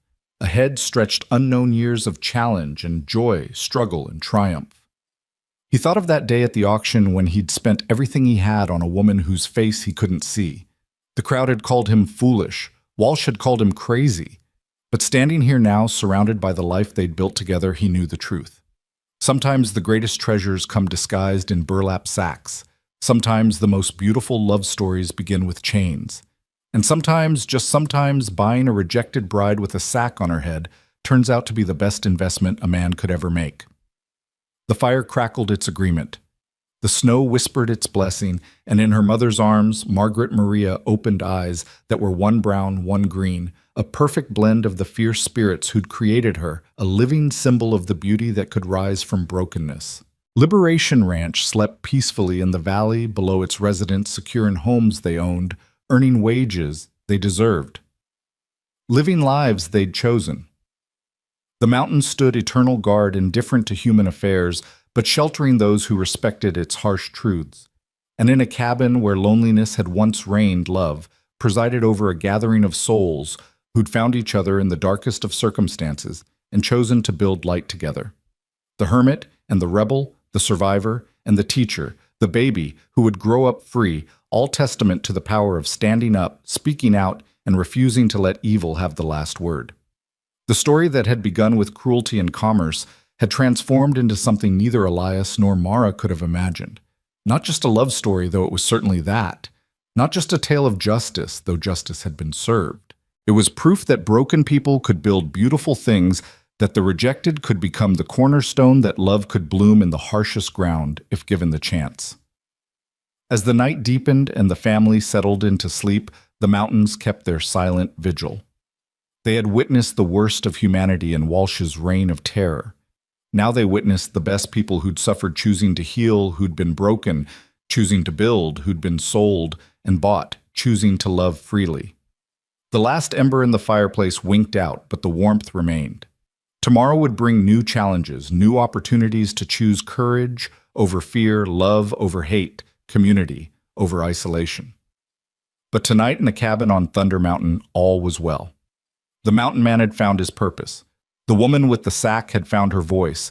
The broken sister had found her strength. And together they'd found that sometimes the end of one story is just the beginning of a better one. Spring would come again as it always did. The snow would melt, flowers would bloom, and new life would emerge from ground that had seemed dead. Liberation Ranch would prosper, its model spreading across the country. The Maria Valdez Labor Protection Act would save thousands from exploitation. But those were tomorrow's victories. Tonight's triumph was simpler and more profound. A family sleeping peacefully in a home built on love survivors who'd become thrivers. Proof that even the darkest chapter doesn't have to be the final one. The mountain stood witness to it all, eternal and unmoved. But perhaps if mountains could approve, they would nod their snow-capped peaks in satisfaction. For on their slopes, humans had proven what they were capable of when they chose love over fear, justice over comfort, community over isolation. And in a cabin where the ghost of loneliness had finally been exorcised, 3 souls who'd saved each other slept the sleep of the victorious, the grateful, and the free.